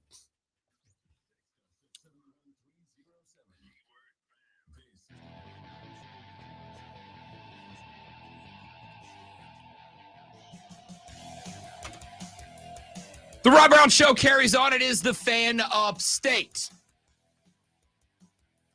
There is an issue right now in the WNBA. And I would like to address it because I'm here to help. Here's the issue. The issue right now is that for whatever reason, there is a group of WNBA fans that have been WNBA fans for a while. I am going to affectionately refer to them as WNBA hipsters. Now, I don't have an issue with WNBA hipsters. I know what it is like to love something for a long time and then watch a whole new group of people not just begin to love that thing, but a whole new group of people come in, begin to love that thing, but then try to change that thing. I'm so disappointed right now because you talked about hipsters and then you said, I know what it's like to be, and I thought you were going to say a hipster. I mean, I do. Okay. I do. All right. So the concept of a hipster, or for those of you that are like, what's a hipster? For those of you that do not know what a hipster is, the concept of a hipsters are people who love things that are outside of the mainstream and then make that like the primary part of their personality, right? And you can be a hipster about music or entertainment and movies, or hell, you can be a hipster about sports. It is not so much people think hipster and they get the image of like the dude with the dirty hair that wears a beanie in July. Okay. And flannel and shops Right. at Trader Joe's. That Yeah. is not a hipster. That is a hippie. No, It's a different thing. That's a hipster. No, it's not. I mean, those people can be hipsters, but that is You're not. trying to change the word nerd into hipster. I don't think it's working. No, I did not. Nerds are nerds. Hipsters are hipsters.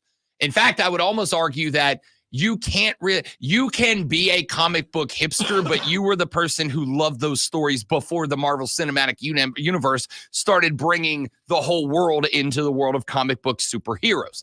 Anyway, when it comes to the WNBA So like fans, being a boomer. no, nothing like being a boomer. Because well, back in my day, that's how you're making it. That sound is like. being a hipster, but that is not also specifically being a boomer quality. Boomer, All right, listen. kind of. Let me simplify it down so that I can get this out before You're gonna I run it out. You're gonna bring it down to my level. Thank you.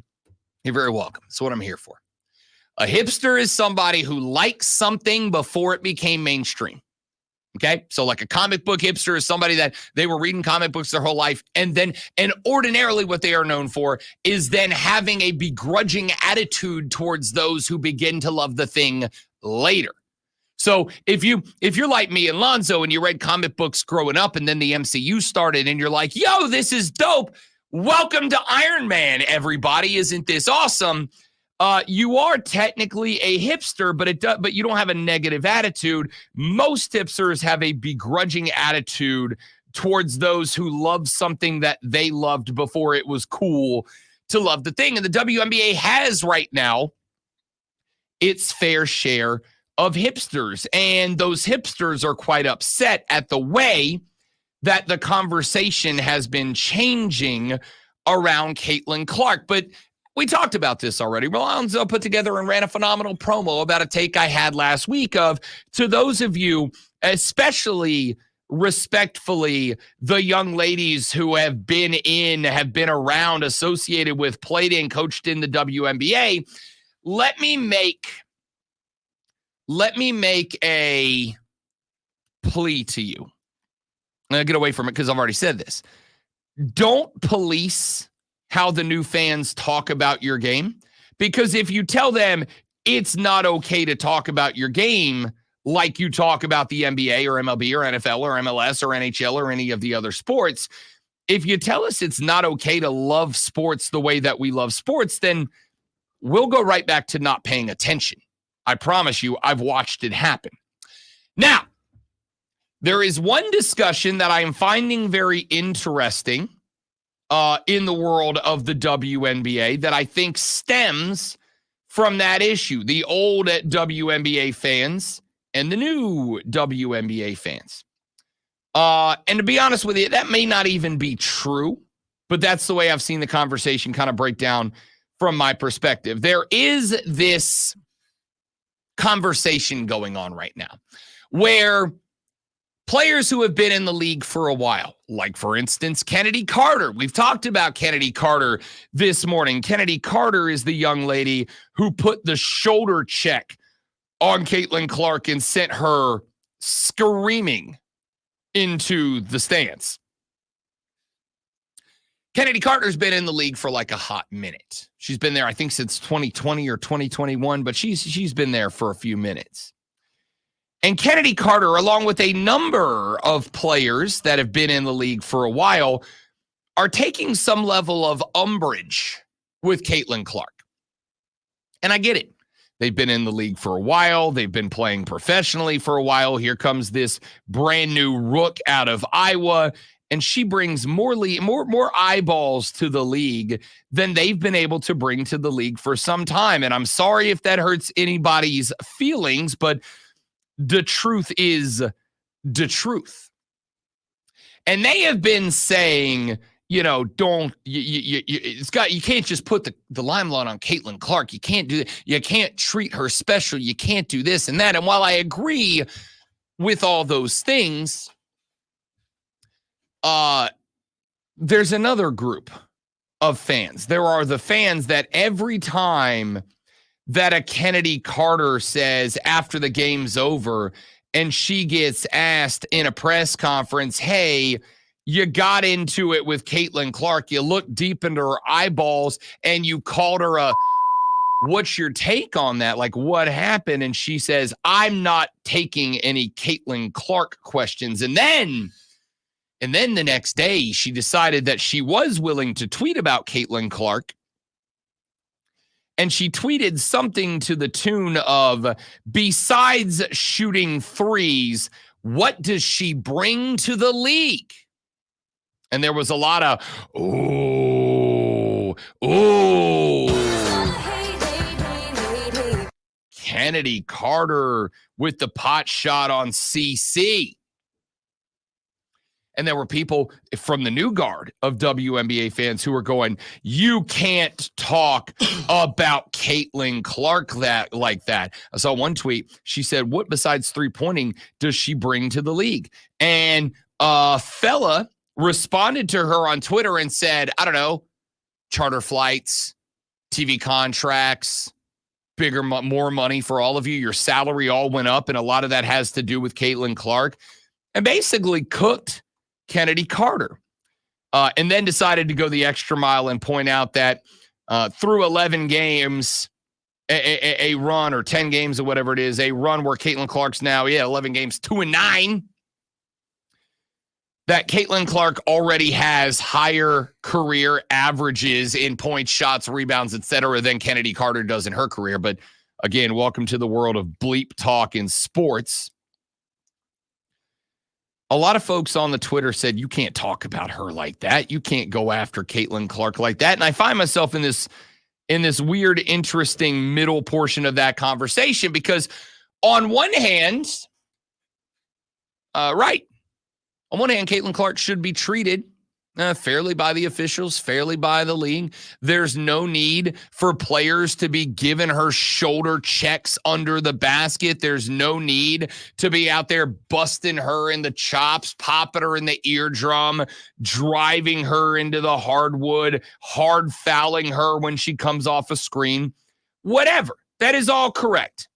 And it's not because Caitlin Clark is Caitlin Clark. It's because that's not basketball.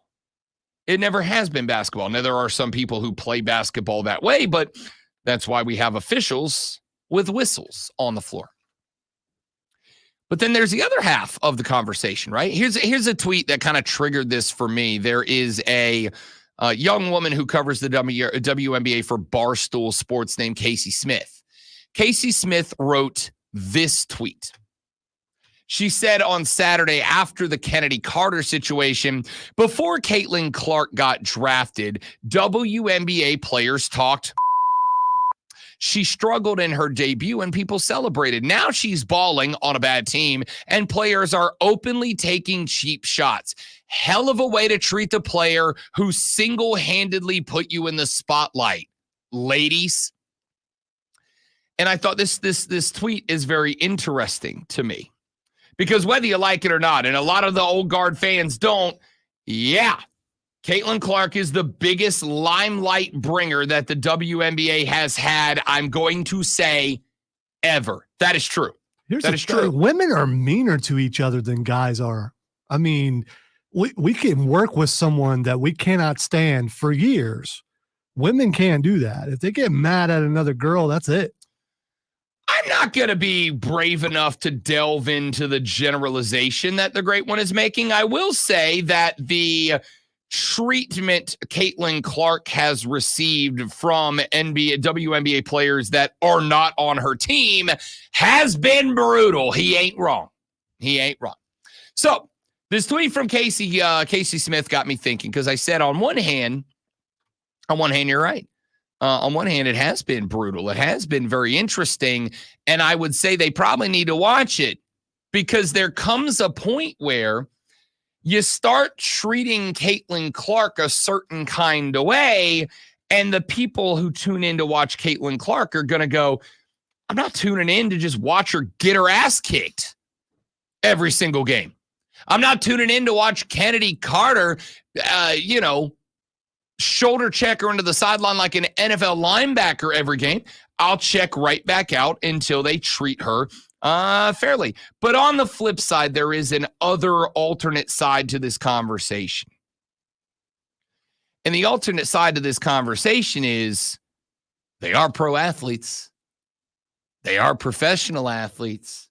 And as anybody who has ever played sports at any level will tell you, if you are going to succeed, if you are going to thrive, if you are going to win in any level of athletics, but certainly when you get to the highest level that any sport is played,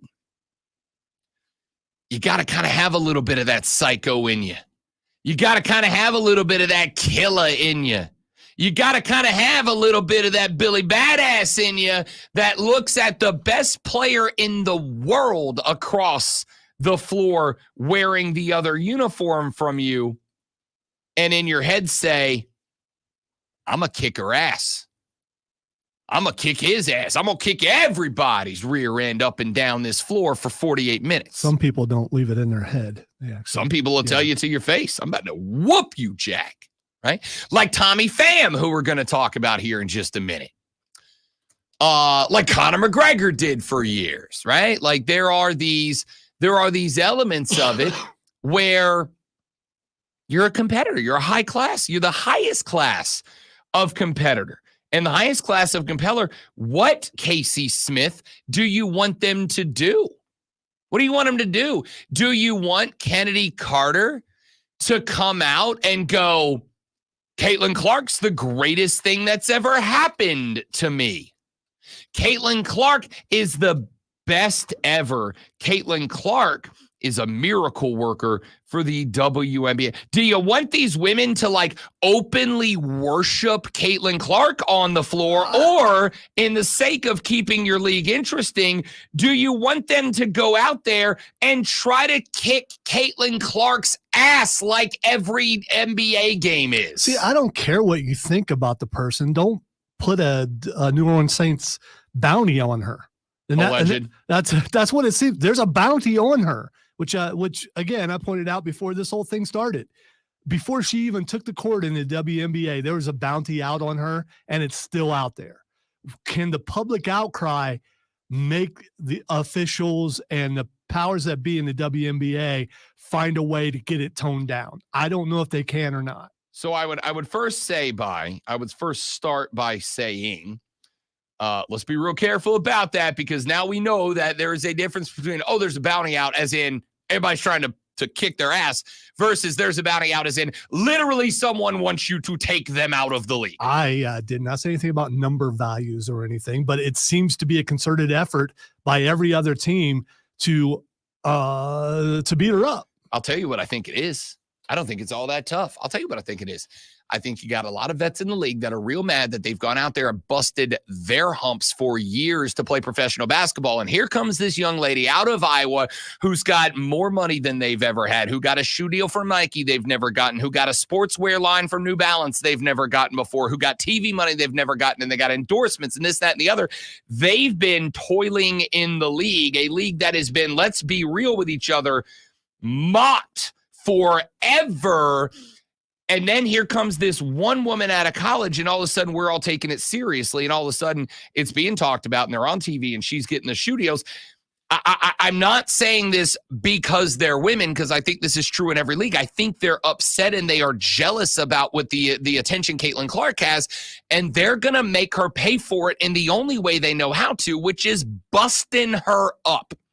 And if that continues and the eyeballs go away from the sport because Caitlin Clark can't play basketball, you're going to be right back to where you started, ladies. And that's my warning.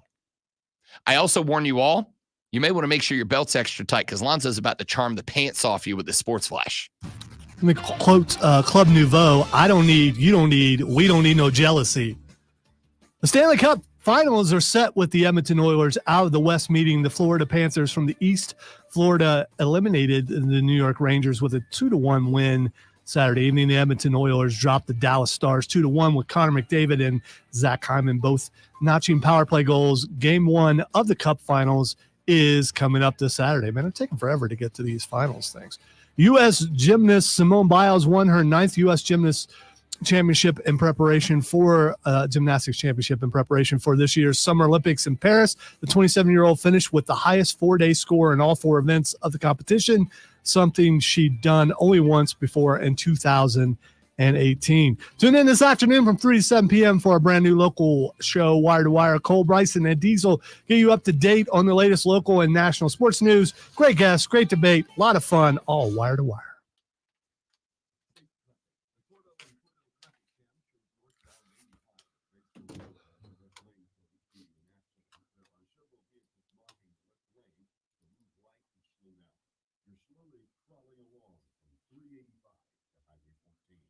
This is also affecting southbound traffic, so be mindful of that. From the News Talk 98.9 WORD Traffic Center, I'm Bill Brooks on the Fan Upstate. Are you not able to enjoy this summer as much as you want because of your joint pain? This is the best time for being outdoors, but not if your knees, shoulders, back, or hips are hurting. Hey, it's Charlie James. Don't suffer any longer. Non-surgical joint pain relief is here at QC Kinetics. Give them a call today. QC Kinetics is the nation's leader in regenerative medicine. I'm talking Wesley, I was riddled by arthritis and didn't move for the entire day Sunday. I could make something up, but I basically just laid on the gaming chase lounger and played Starfield and watched Attack on Titan all day because I couldn't go outside and mow the lawn. Only technically get one day off a week. The arthritis thing, that is true. Oh, I'm a mess. And the ones who help make sure everyone makes it home safe.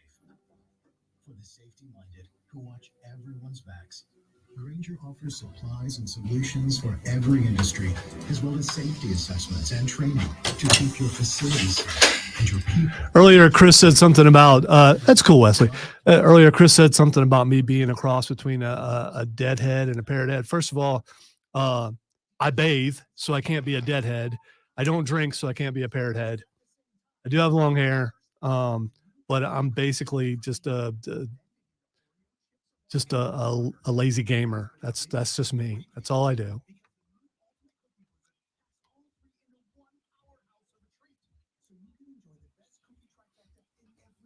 I watch TV and just make fun of people. That's all I do.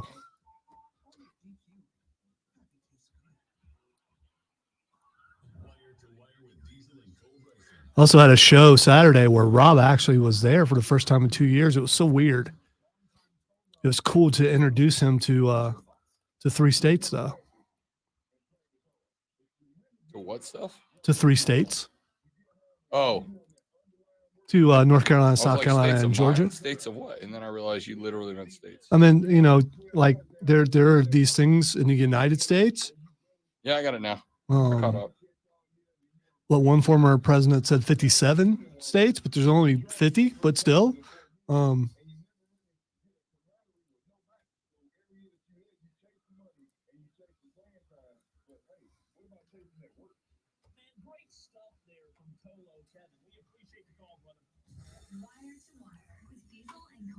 Brother.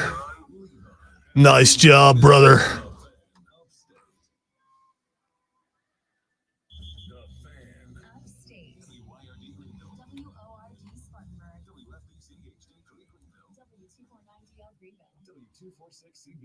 In truth, it's unfortunate, but it is the case. And this is the case for Rob, too. The majority of my life is work, like in radio.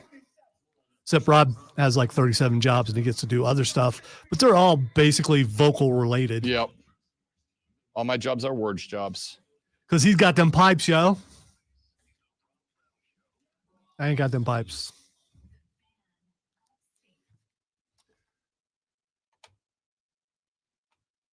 These are going to hurt you. Nah, not the one I thought we were going with. Most impressive. Yes, I am, but still not the one I'm going with. Yeah! Hour number 3 of the Rob Brown Radio program goes now. Welcome back, ladies and gentlemen. It is the Fan Upstate. Robin the Great Lonzo with you here on a beautiful upstate, well, a little overcast Monday morning. It's, we're alive, and that's beautiful. You're here with us on the show, and that's beautiful. Rob, can I hire you to be my lawn service? Your lawn service? Yeah, I need you to come over and cut the grass. No. Okay, all right. No, I'm barely my own lawn service. I moved in with a fiance, and she's like, I got a yard guy. And I was like, sweet. So while she was away, you didn't do anything in the yard at all? I actually did get up yesterday. I had to host on BetQL from 9 to noon yesterday, and I got up at 7 a.m. because I was going to cut the grass before, and then it like legit. And this is, all right, let me tell you how unfair life can be sometimes. All weekend long, I'm like, I'm going to cut the grass Sunday morning. I'm going to be a normal. Same here. Yeah. Normal grown adult American male. I'm going to get out Sunday morning. I went Saturday night, afternoon. I went and got I got a can of gas to put in the lawnmower, right? I had everything set up. I got the lawnmower out. I put the hose away. We got a hose that runs a sprinkler out by the pepper bed. I put that away, wrapped it up. Also, I could get up Sunday morning. I got up at 7 a.m. Sunday morning to cut the grass. I was going to be like a legitimate productive member of society. Got up Sunday morning to cut the grass, and it's raining all morning. So last night, the fiance gets home. I'm talking to her. She's in the Miami airport, right? About to fly home. And she's like, what'd you do? I said, well, I got up early this morning. I was going to cut the grass. And she goes, oh, let me guess. I was gone 6 days. You didn't cut the grass. I'm like, yeah, no, for sure. I was going to do it this morning. Like the plan was to do it this morning, but it rained. And she over the phone goes, yeah, sure it did. Sure, that's why you didn't get the grass cut. And it's like, dude, I genuinely, honestly tried for the first time. I was actually going to get up and cut the grass. Did you secretly hope her flight was delayed because of rain so you could go, see, I told you? I mean, it wouldn't have mattered because it totally could have been, well, why didn't you do it Wednesday or Thursday or Friday or Saturday? And the answer was because I planned it on Sunday. Because it's dark when we get off work. Yeah, I'm going with that. Even though it's not dark till 8 damn o'clock at night. Point is, I was going to do it, and it rained. And she's like, oh, yeah, sure, that's why. Sure, that's why. But it's for real, man. It's for real. So, let me ask where we land on this. You may remember the name Tommy Pham, Pham. Tommy Pham is a baseball player currently playing for the worst team in Major League Baseball, the Chicago White Sox, who are embarrassingly bad. And I would like to take you back a couple of years. I'd like to take you back a couple of years to, I think it was 2022, if I recall correctly, like early 2022. Tommy Pham started making the rounds of Major League Baseball because Tommy Pham, Lonzo, you'll remember this even if you don't remember it, open hand slapped Jock Peterson on a baseball field in a pregame warmup. Open hand slapped Jock Peterson on the field, like in the middle, like in front of everybody. And shockingly, Jock Peterson didn't immediately drop Tommy Pham like a bad habit right there on the spot. He was Chris Rock shocked. Yeah, we all were, because it's like, dog, an open hand slap. And then we found out later that the reason that he open hand slapped Jock Peterson was because they were in a fantasy football league together, along with a handful of other Major League Baseball players. And apparently Jock Peterson was talking Tommy Pham's fantasy football team, and he thought the appropriate reaction with that was to open hand slap another man. Now, Jock Peterson has also had a couple of other altercations, including this past weekend. Tommy Pham was playing in a baseball game, and Tommy Pham was thrown out at home in a game against the Milwaukee Brewers. In the game against the Milwaukee Brewers, one of the better catchers in the league, William Contreras, was behind the dish. Now, you have to remember in this conversation that Tommy Pham has a reputation around the league of being, a complete and entire pain in the most of the time. So Tommy Pham is on second base. There's a shot to the outfield. Tommy Pham is sent to home by his third base coach. Tells him, keep going. Give him the old windmill arm. Keep going. Chug a chug there, Tommy Pham. Tommy Pham is running to home. Tommy Pham is not exactly the quickest dude in the game. And in that spot, more often than not, the outfielder is going to try to throw the runner out at second, not try to outduel the runner to home. But in this case, I think it was Sal Frelick that was out there playing center, did try to outthrow Tommy Pham to home and beat Tommy Pham by like a mile and a half. Like William Contreras had time to catch the ball, square up to Tommy Pham, and wait. Pham didn't even like slide into the plate. He was like, I'm cooked. I'm out.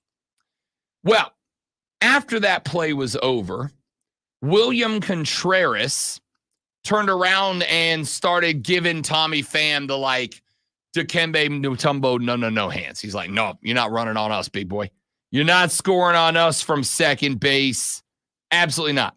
Now, in fairness to Tommy Pham, we don't know what William Contreras was saying to Tommy Pham. Very clearly was saying something. I don't know if he was talking about his mama or saying his dog was ugly or just saying, hey, dude, you suck at baseball. However, Tommy Pham tried to put his hair up and square up on William Contreras and had to be held back by a number of members of his own team. Tommy Pham then went into the dugout and lost his mind about the entire situation. Pham said after the game, well, you know what? I don't even need to tell you what Pham said after the game. I'm just going to play it for you. 1-run ball game, close play at the plate. And actually, it wasn't even close. There's a shallow fly ball to left field. You would expect the left fielder to throw the base runner out on that play. But the situation of the game, third base coach sends you got to go. I'm nailed out at home by a mile. I'm going to the dugout, and I hear the tough guy with all the hoorah. So I'll never start anything, but I'll be prepared to finish it. There's a reason why I do all kinds of fighting in the off season, because I'm prepared to somebody up. So you can take it as what it is.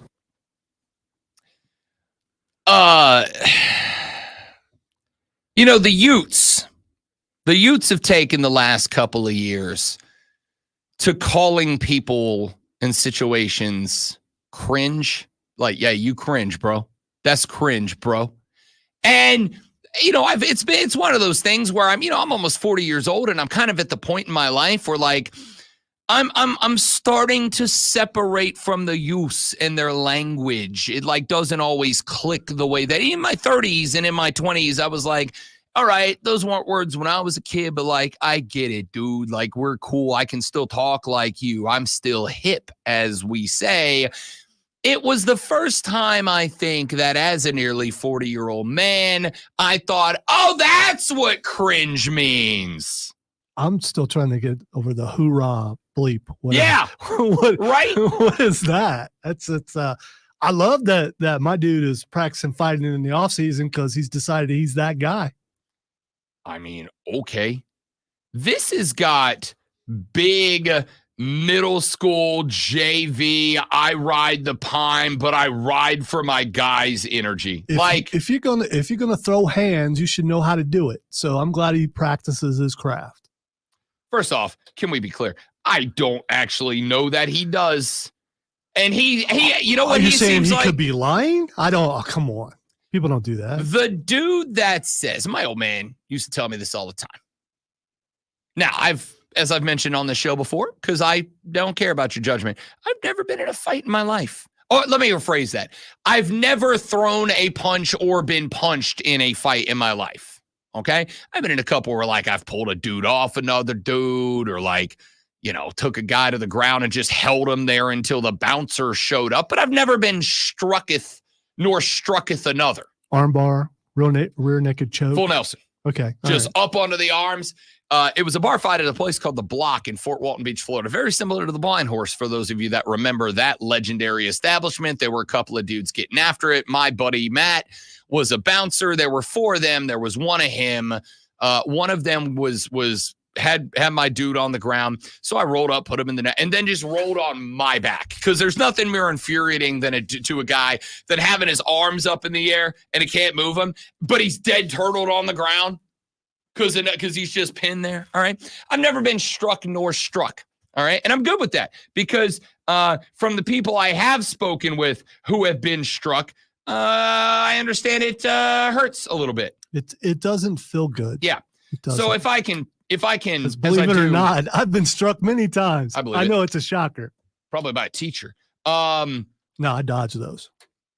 As somebody who has never been struck, I'd like to keep it that way. If I can words my way out of a fight, I will. All right. Call me whatever derogatory name you want to. I don't care. I've never been punched. I'm not trying to get that way.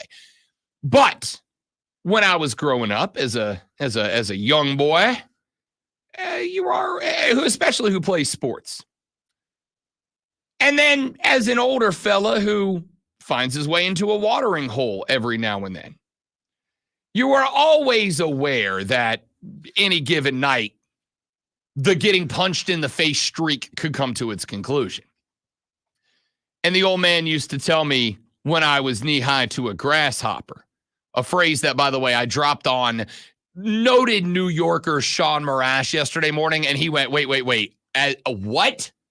Knee-high to a grasshopper. What does that mean? Okay, so. Wow.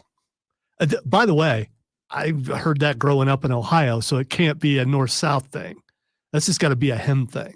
I don't know. I mean, it's definitely not a northeastern thing. So, okay, I guess Ohio's Midwest. Okay, fine. Yeah, you're definitely Midwest. You're definitely not northeast. If you say so. I don't know where that line.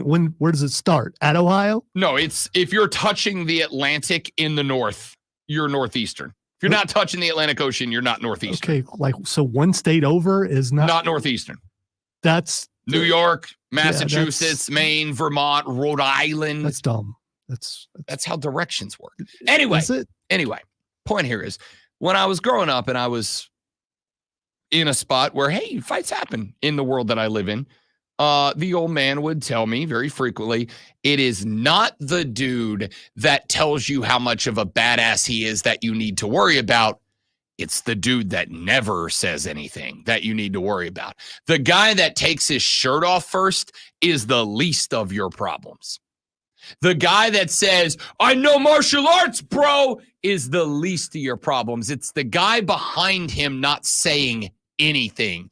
The guy whose eyeballs are moving from target to target to target. The guy that leaves his shirt on. The guy that's not getting his feet square. That's the guy you got to worry about. So to hear my man decide in a Major League Baseball locker room that he is going to go, that's why I practice in the off season, so many fights, dude. That's how many. I hear the tough guy with the hoorah. You know, Tommy, stop. You know what would make this segment perfect is if Tommy Pham just walked in this room and smacked Robin and walked out. Oh, that would be. I mean, it would probably hurt you, but it would be a good ending to the segment, though. I don't understand. Like we just talked about Kennedy Carter and what she did to Caitlin Clark this weekend. Dude, grow up, man. Like, grow up. This is why, Tommy Pham, this is why you're on the worst team in baseball. This is why nobody wants your ass. This is why the only reason you're in the league is because the White Sox got you to play cheap for a team that sucks, my dude.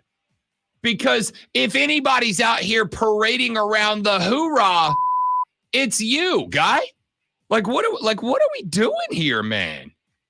That's why I practice fighting. I do karate in the basement during the off season. I got a speed bag in my bedroom. It's over by my Sailor Moon pillow. Stop it, you dork. Look at you, anime reference. You absolute nerd, Tommy Pham. This is why nobody wants you on the squad, bro. You got thrown out, walk back to the dugout, and figure out how you're going to do better next time out. You dork. What a dork. I got a dork before we go. Back after this on the Rob Brown Show with the Fan Upstate. New life. All right, guys, another live read. Then we're back. Stay right there for me, please, and thank you.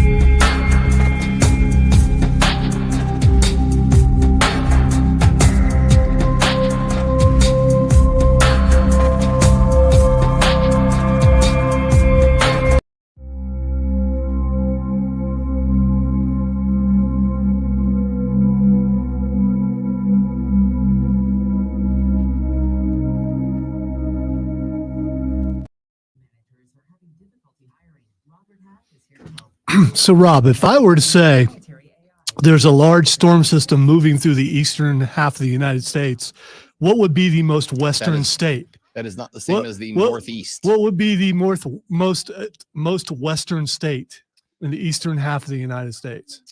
The most eastern state, the most western state we call an eastern state? Yes. Pennsylvania. Wow. So if you're looking now, at if you said eastern half of the United States, then it's Mississippi River over. But if you said the eastern United States, I'm going Maine, Vermont, New Hampshire, Massachusetts, Connecticut, New York, Pennsylvania, New Jersey, Delaware, Virginia. That's what I wouldn't even say Virginia in the Northeast. Virginia's in the South. Maryland up and over to Maine is the Northeast of the United States. Basically, that part. The part that goes like that. That's the Northeast. Doesn't seem right to me. Doesn't. Ohio, Kentucky. I want to say Kentucky, Tennessee, Arkansas, Louisiana, and everything in that is over to Virginia. That's the Southeast. I'm going to say Ohio, Indiana, Michigan, Illinois, Iowa, Missouri, Wisconsin is the Midwest. I'm going to say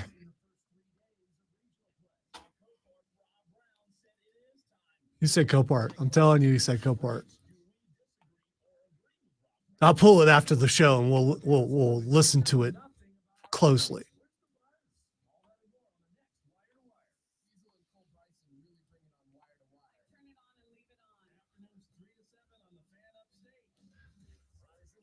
So what's the most southern state in the Northeast?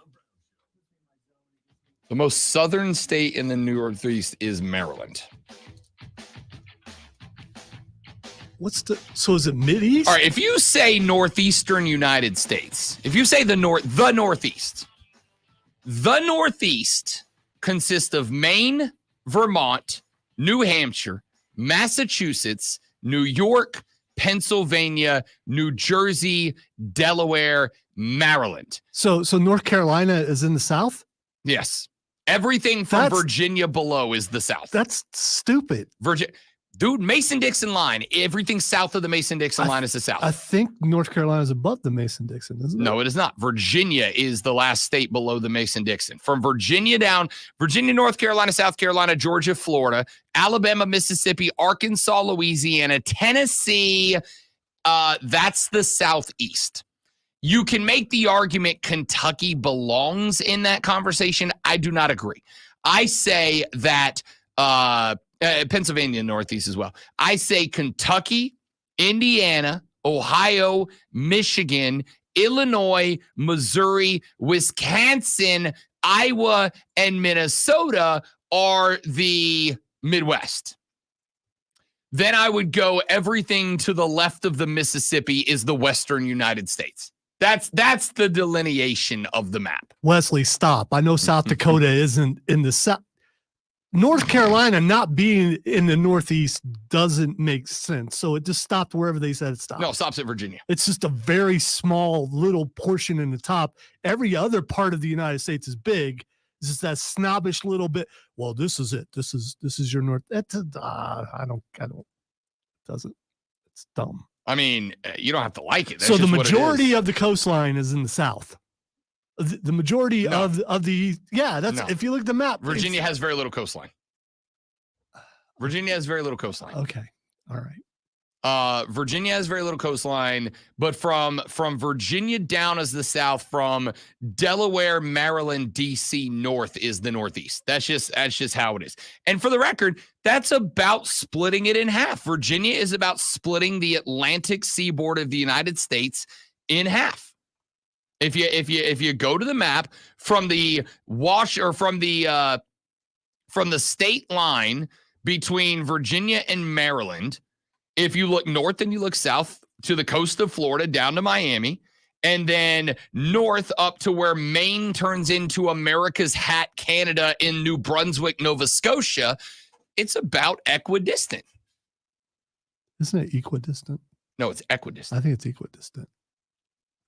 James says if the South wants, they should take West Virginia.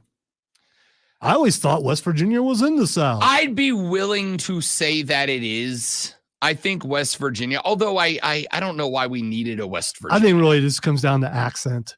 No, you can tell if you're in the North or the South, the East or the West, the Midwest by your accent. That might, I mean, you may not be wrong, but if you really want to know what it is, it's the Confederate States are the South and everything else is the Northeast. It's the Mason-Dixon line South is the South/Southeast, and everything north of that is Northeast United States until you get to Ohio and you go left, and that's the Midwest, including Illinois, Michigan, etc. I also don't understand why Michigan has to have like two separate states. It's like two different parts. It seems unnecessary. Like that should just all be Wisconsin, and then Michigan's Michigan. I don't get it. Maybe they fought somebody for it. I don't know. No, there actually is a reason for it. I just forgot what it was. I knew it at one point.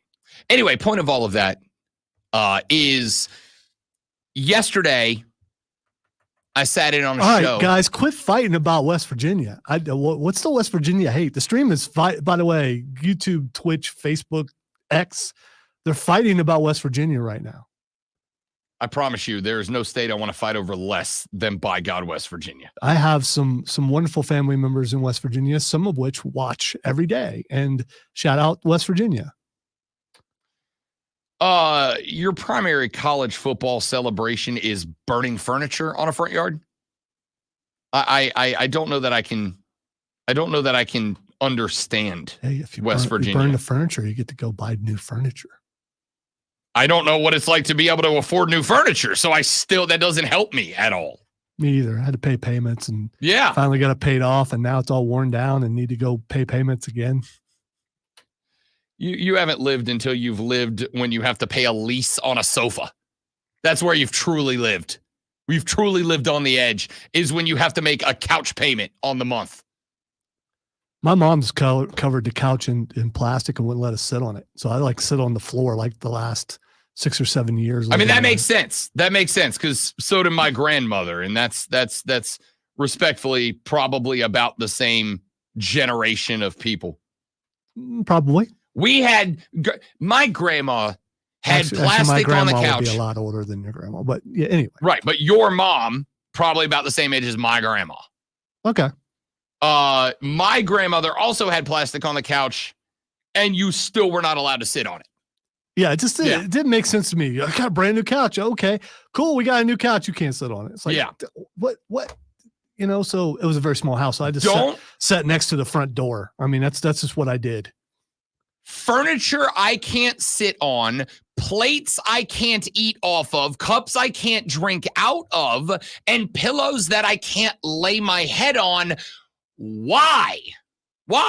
And for the record, since we had our WNBA women be like, men be like topic earlier in the show, that is exclusively a women folk thing.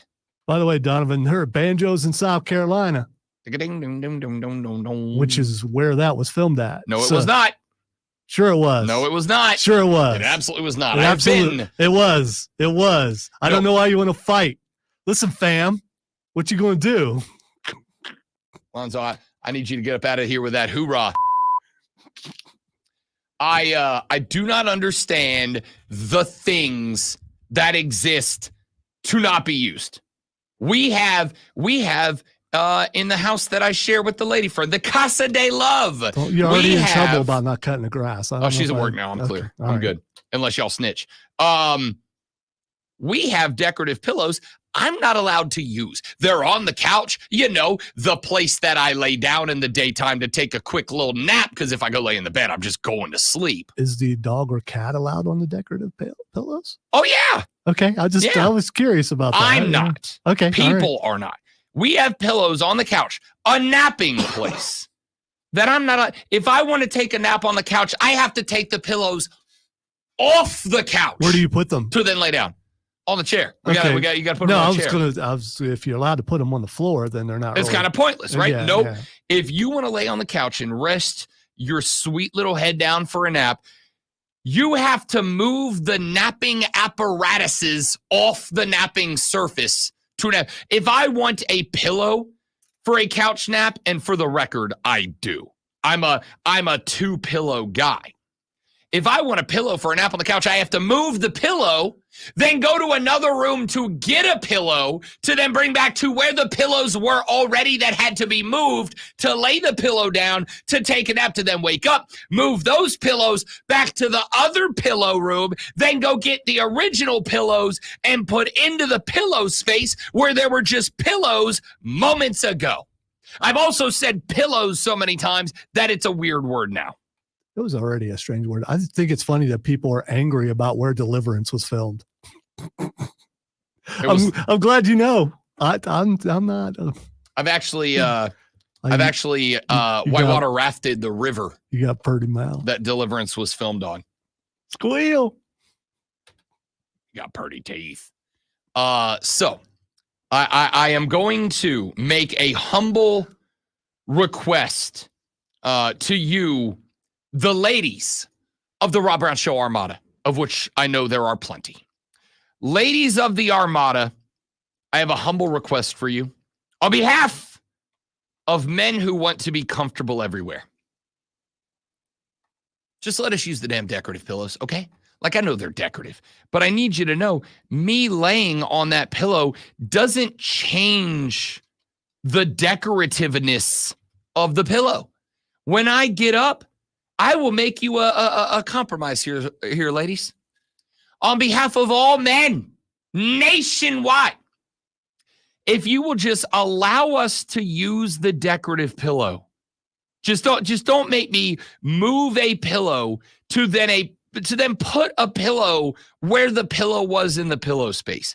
If you will just allow us to use the decorative pillow so that we don't have to be moving pillows from room to room to room to room when we want a freaking nap, I promise you, on behalf of every man, everywhere, from this day, Monday, June 3rd, 2024, when we use a decorative pillow, when we are done using that pillow, we will fluff it to restore it to its previous decorative glory.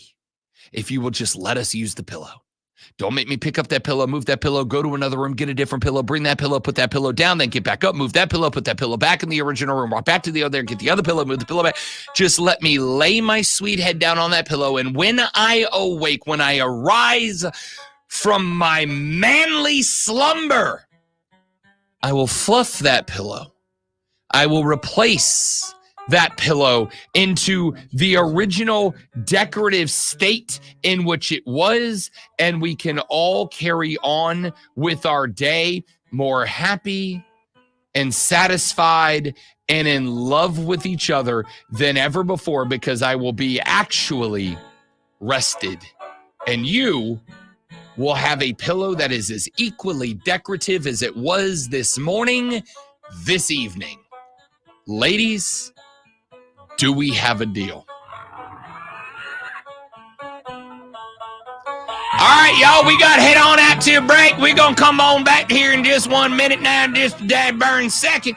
We got a few more of them sports stories that we need to get to up on the Rob Brown Radio Show. Atlanta Falcons might be getting some bad news coming up later on today. They got that, what do they call it, tampering? That tamper investigation that's been done going on by old Roger Goodell in the National Football League. We're going to tell you what you about to learn about the Atlanta Falcons coming up in the next segment. It's the Dadgum Rob Brown Show on the Dadgum Fan Upstate, y'all. You see. All right, guys, one more, and we're coming back. Y'all stay right there.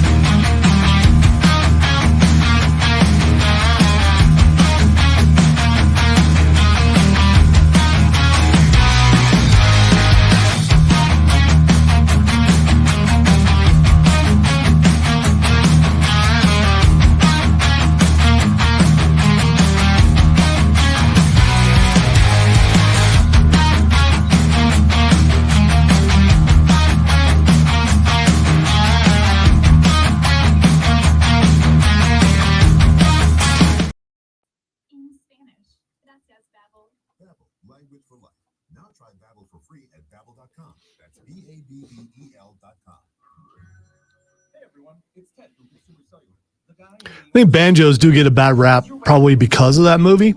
But if you've ever seen a banjo player in person, it's an amazing how they're able to play that instrument.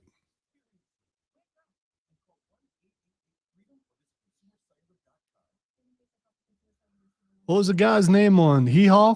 It's Grandpa something. On Hee Haw. Is it Grandpa? I can't remember Grandpa's last name. Now I gotta look it up. Like you never watched Hee Haw. Did you watch Hee Haw in off and on? Not enough to be able to like be an expert on it. Jones? It was Grandpa Jones. I was right.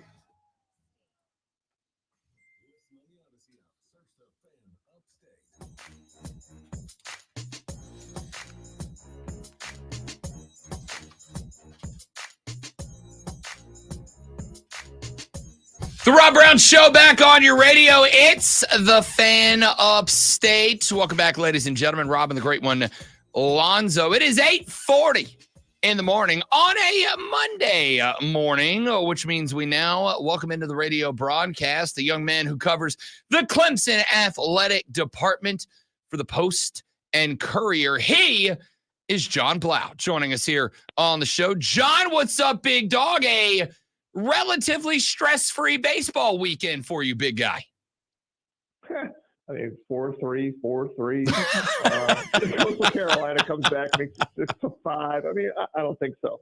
That's not Clemson baseball. But yeah, they did kind of break away a little bit there in the last game, obviously. But yeah, it was the cardiac cats most of the time. Yeah, I'm gonna go with relatively is doing a lot of the heavy lifting in that statement, and we'll jump into exactly why. We'll go back and kind of walk through the three games. The stress-free part, I guess, is that Clemson will not be playing an elimination game today because they wrapped up their regional in just the three games. First off, before we get into the game-by-game breakdown of the Friday, Saturday, and Sunday games in which Clemson went 3-0, how big, in your opinion, was it that High Point and Coastal did a solid for Clemson in bouncing Vandy before they had to see the Doors, who kind of have been a nuisance for Clemson at home in regionals in recent memory? Yeah, I mean, obviously they played them a couple times. Vanderbilt bounced them.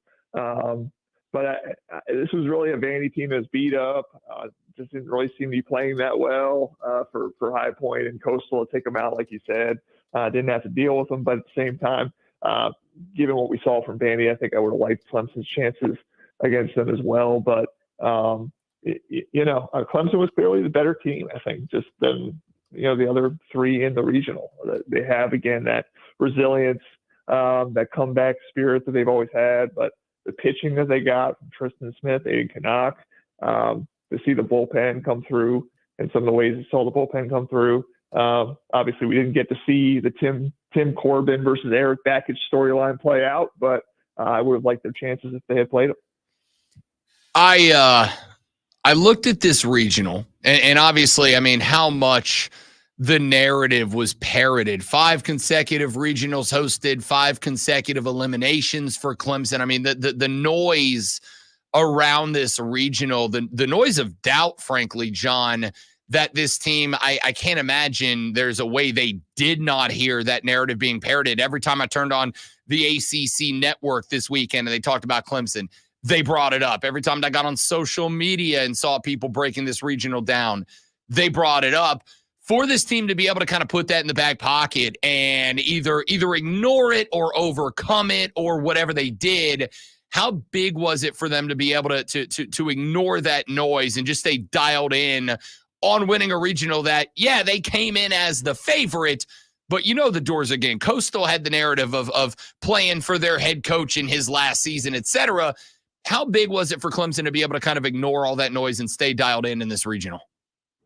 Yeah, this is just the next step for Coach Bakich and his program. Obviously, got them back to the NCAA tournament after back-to-back seasons, not making it, but got bounced by Tennessee last year. Red hot, and all of a sudden just crashed at the end of the year. And so if they had ended another season with another regional loss, and again, like you said, the streak going all the way back to 2010, that's all anybody wants to talk about, so they can't win regionals. that would have been a really, really sour taste in their mouth for another offseason for, another year going into next season. So to get that taken care of, that they no longer have this, 14-year streak of not being able to advance out of regionals, that's absolutely huge. And it puts them one step away from what they've been talking about for a couple of years since Beckich got here, which is Omaha's the goal. And they've been unabashed about saying that. Now you've just got one more series against one more team to try to get you there. So, yeah, absolutely huge. I know, again, coming into the series, Coach Beckich was talking about how, the people keep bringing up 2010. Well, those are Gamecock fans. those aren't Clemson fans. Those are South Carolina fans. Took a little shot at the rival fan base there. But, yeah, obviously those Gamecock fans won't have much to say for a while because Clemson got it done. They did, and South Carolina did not. That is going to be a storyline that plays out over in Columbia for this offseason, no doubt. So let's take a look at this thing game by game. You go back to game one, a game in which Clemson trailed until we had a little walk-off. And then the narrative suddenly switched, John Blau, from 5 failed hosted regionals to this team's 917th come from behind victory this season. So for them to kind of to bring that same energy, that same momentum into this game, the highest stakes game that they had played in all year, to bring that momentum in and be able to get that done again, to me, it just kind of felt like the tone was set in a walk-off from Tristan Becerra in game number 1. Yeah, and just to be very specific, 25 comeback wins. I know you're being hyperbolic there, but a little bit. Obviously, a very impressive number nonetheless for Clemson. The number of times they've come back, it's just like you almost expected. I saw multiple tweets from people, and I don't know if I did as well, just saying well, it's a Clemson baseball game. They're behind, so this is what they do. Obviously, not being able to produce offensively the way they were in that game against High Point, to not be able to really string together hits was concerning. But Tristan Smith had one of his best outings we've seen from him in a really long time. To be able to get 5-6 innings into a game, he has not been able to do that in a really long time. So to see him do that, to see Jacob McGovern come out, the freshman from Seneca, come out and get an out with 2 on, 2 out in the 8th inning with the game tied. Or am I thinking that's Coastal Carolina the next day? My brain's scattered. But that High Point game again. Seeing the bullpen. I think it was Lucas Smallstead that game. And then, like you said, Tristan Becerra comes in offensively, gets the hit, gets the Gatorade water bottle showers. Coach Beckich is even pouring more water on him. During the post-game press conference, that was huge. To obviously get a win, not be in the losers bracket. It's really hard to come back if you end up in the losers bracket, to stay in the winners bracket, and kind of, obviously again set up a situation where they can win a couple games and clinch the regional. And that's what they did.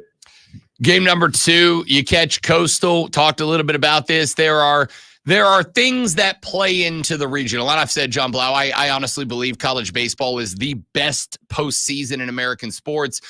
You got narratives that come from all parts of the country and every level of college baseball. Obviously, Coastal Carolina had a narrative. We're playing for our coach. He's leaving. He's been a huge part of building this into a nationally recognized program, et cetera. And yet another game where Clemson came in, didn't pay attention to the noise. Cam Canarella hit the sac fly in the 9th inning to get the go-ahead run. So not the come-from-behind victory, but you got the go-ahead in the bottom of the 9th. Like, clutch moments kind of sprinkled throughout the first 2 games. Game 2, no different than game 1. Yeah, again, I jumped ahead there with Jacob McGovern. I remember that, which is a really, really huge out. I wrote about him coming into the weekend, so that was kind of cool to see him get that. But yeah, Coastal Carolina battled. They had a couple of obviously hits that Clemson would go out to a lead, and the Coastal Carolina would tie it right back up. And the fact that they were in that game, like you said, the narratives in terms of this, the team is obviously playing for their coach, wants to keep his career going as long as possible. And for Clemson to be able to eventually kind of break out and break away and get just enough to be able to get a win there and put them in a position that they could just wait forever the winner of that High Point Coastal game was absolutely pivotal. And Again, Clemson just has a mentality. It seems like that they're comfortable in these close games. Coach Baggage talked about in the post-game press conference, they played so many of these comeback games, so many of these close games, and won so many of these games that they don't freak out. They play mentally free and loose. We saw that in that first Coastal game. Jacob Hinderleiter literally backhand flipping, no look with his glove at the second base for a really unorthodox double play. Jeremy Purify chasing somebody down who is between bags, first and second base. They just make plays, and they don't stress out. They kind of focus on what they need to do. They get it done. That's what they were able to do in that game, and then obviously set up the second one against Coastal to clinch the series. And in that next game, I mean, the bats get hot for Clemson. The pitching is excellent for Clemson. It kind of felt to me, and I know baseball is weird. You can look like a championship team one day and completely the opposite the next. But watching that game yesterday, the 12-5 win over Coastal, John Blau, that team had a championship caliber vibe to me. Yeah, and they put up a run every single inning. Obviously, if you go back and you want to nitpick, I mean, Clemson, they had some bases loaded opportunities, some more opportunities to pour on some more runs than the 6 that they poured on in the first few innings. But for them, again, to withstand that rally by Coastal, where they got back-to-back homers at 6-5, a lot of teams would crumble there to the momentum that Coastal created. But for Austin Gordon to come in, to close the door there, for them to come back in the bottom of the eighth and get 6 runs, just absolutely pour it on. Obviously, Doug Kingsmore Stadium was electric. Backage talked about it after the game. Just the energy in the stadium, everyone felt it. It was almost like a rock concert at one point when Coastal was changing all their pitchers and everybody's got their cell phone lights up. It's like a concert. It was an electric atmosphere, and they absolutely fed off of it. Then after the game, Backage and his players are climbing the right field fence and getting a beer shower. So it was everything they needed, everything they wanted, and obviously not completely satisfied because they want to get to Omaha. But it was a great way to close out the regional for them in style. I do want to say there's a picture of Backage hanging off of the fence, hand up in the air, in the victory acknowledgement to the fans. And I don't necessarily need a take on this, John, but like if I'm Backage, I'm printing that on like a 12 by 12 frame. Like, I'd be 12 by 12 feet and putting it in the office wall. You could feel the energy coming off of that baseball team through the television, how much getting that regional win mattered to them, the juice they were bringing. And oh, by the way, they're not done because now they sit and wait for the winner of the Florida-Oklahoma State regional to find out who they'll take on in the Super. Have you got an opportunity to look at those two teams? What are your thoughts on Clemson now moving into the Super regional overall? Yeah, not much of a chance. Last night went a little late just because, again, all the beer showering and all the time talking to Coach Gilmore and then Backage and all that. But, I mean, obvious storyline. And, again, the obvious storyline coming in was Vanderbilt and Tim Corbin and Backage, and they never played them. But there's a chance here, if Florida wins, that Kevin O'Sullivan, the former Clemson assistant, also overlapped with Eric Backage on that 2002 staff with Jack Leggett.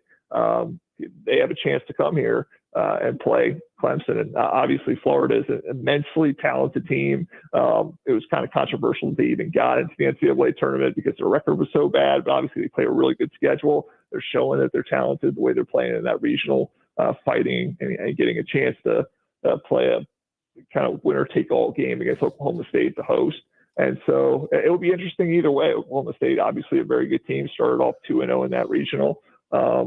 But lost the game, obviously, to Florida. But then, again, Florida, hasn't had a great year, but there's a reason that they're competitive right now in these games, and they'd be absolutely dangerous if they got through that regional. John Blau covers the Clemson Tiger Athletic Department for the Post and Courier. He joins us every single Monday at 8:40 to talk Clemson sports. The next time John and I get together on the show, Clemson will either be heading to Omaha or not. John, my man, appreciate the time as always, big dog. We'll talk to you next week. Sounds good. Thanks, Rob. You got it. John Blau from the Posting Courier, again, every Monday at 8:40 on the show. We're about to be real interesting moving forward with him because we're either going to be talking Omaha next Monday or we're going to be talking disappointment next Monday. We'll find out. Let's take a break. We'll come back here in just a minute. All of that after Lonzo wows you with this Sports Flash. Yep. The Stanley Cup Finals are set with the Edmonton Oilers out of the West meeting the Florida Panthers from the East. Florida eliminated the New York Rangers with a 2-1 win Saturday evening. The Edmonton Oilers dropped the Dallas Stars 2-1 with Connor McDavid and Zach Hyman both notching power play goals. Game 1 of the Cup Finals is Saturday. The NFL is expected to drop a decision on tampering cases around the Atlanta Falcons and Philadelphia Eagles this week. According to reports, the Falcons' interactions with Kirk Cousins and the Eagles with Saquon Barkley have both been under an investigation. The Miami Dolphins forfeited their first-round pick in 2023 for tampering with Tom Brady and Sean Payton. Tune in this afternoon from 3 to 7 p.m. for our brand new local show, Wire to Wire. Cole Bryson and Diesel get you up to date on the latest local and national sports news. Great guests, great debate, and a whole lot of fun. And you know what? It's amazing because it's all Wire to Wire.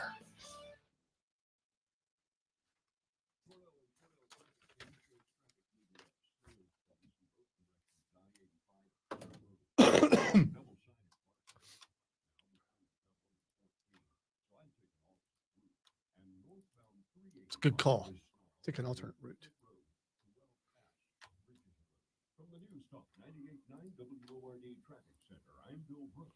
I am Bill Brooks.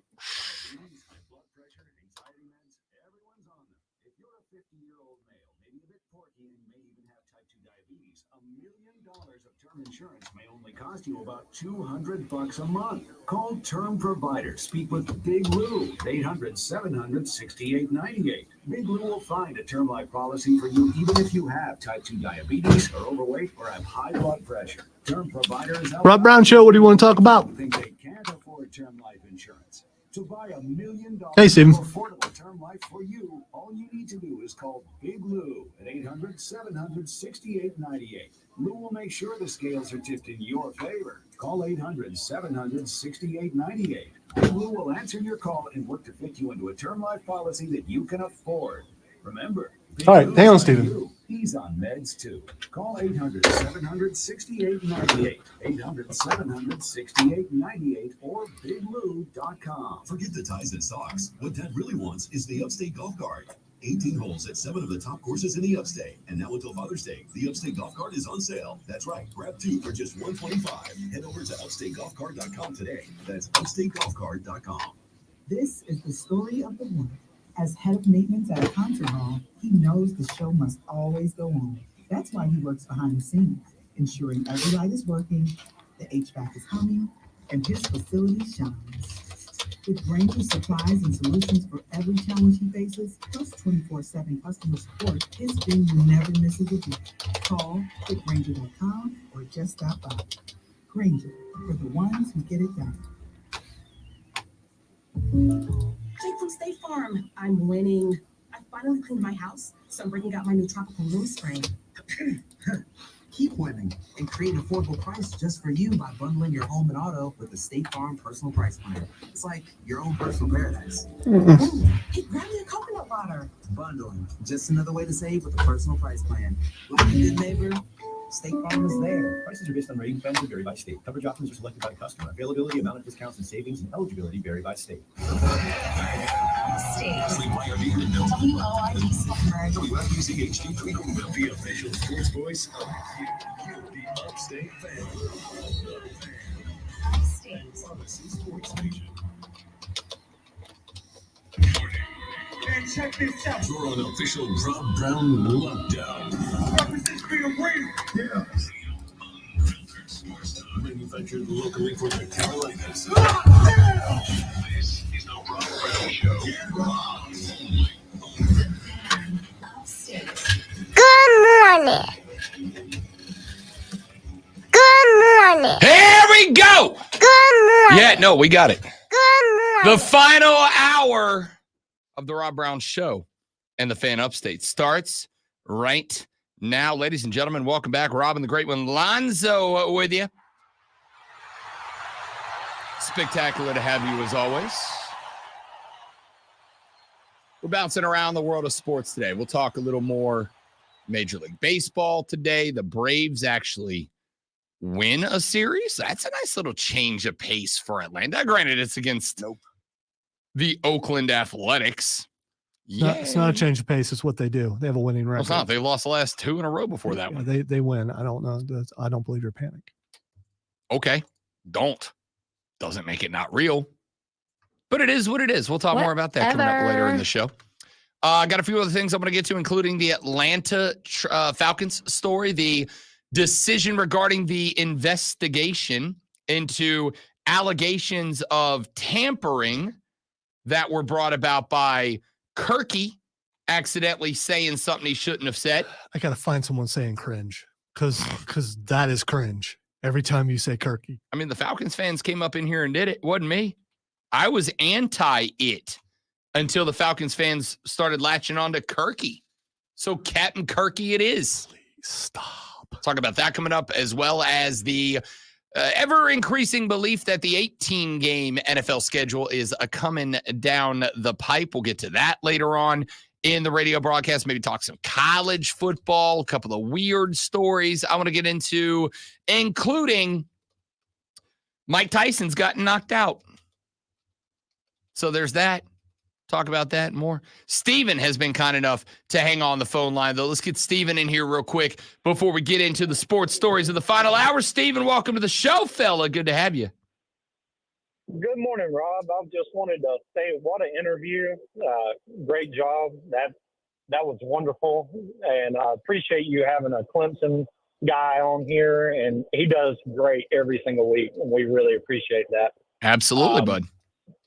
But also, you kind of threw the throw pillow thing out there right before you went to him, and I don't think you let it breathe long enough. I'm well versed in the throw pillow gymnastics that go on daily at my house. Take the pillows off, put the pillows on, don't lay on the pillows.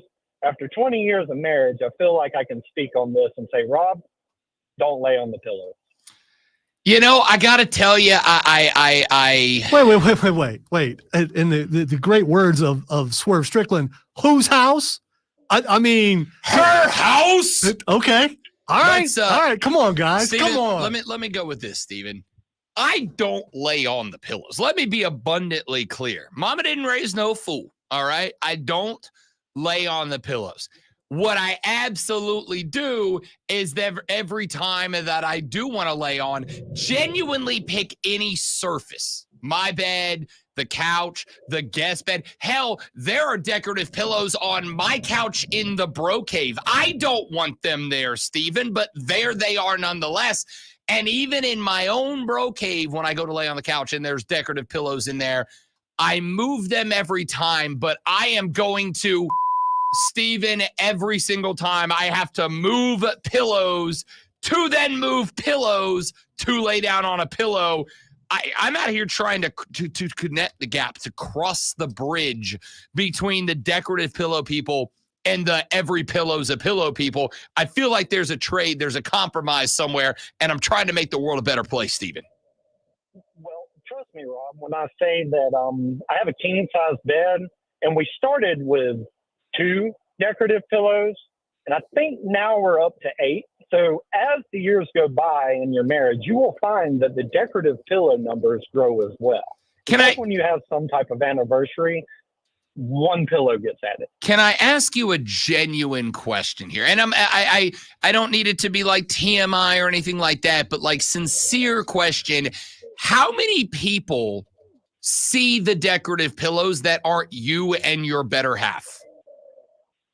That's exactly my point, and I have been fighting that for 20 years, and every morning I pick the pillows up as I make the bed and put the pillows back onto the bed that nobody sees besides she and I.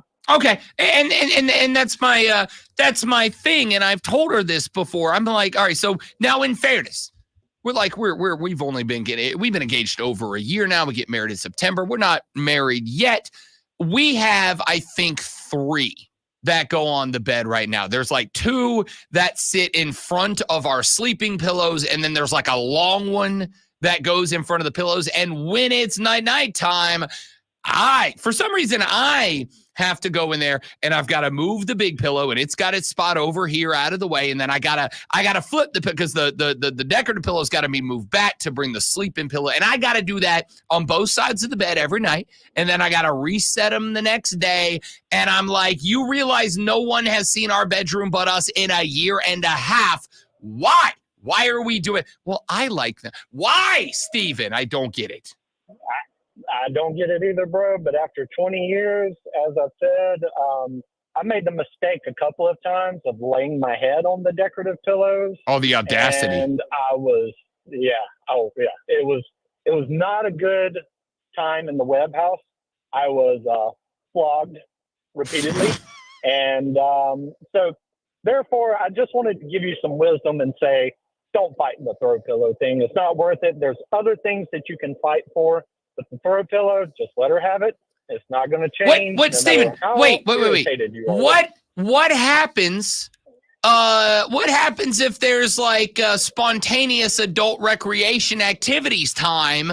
Like, do you have to stop the proceedings to move the pillows out of the way first? Or is it like a we work around them kind of situation? How's that play out?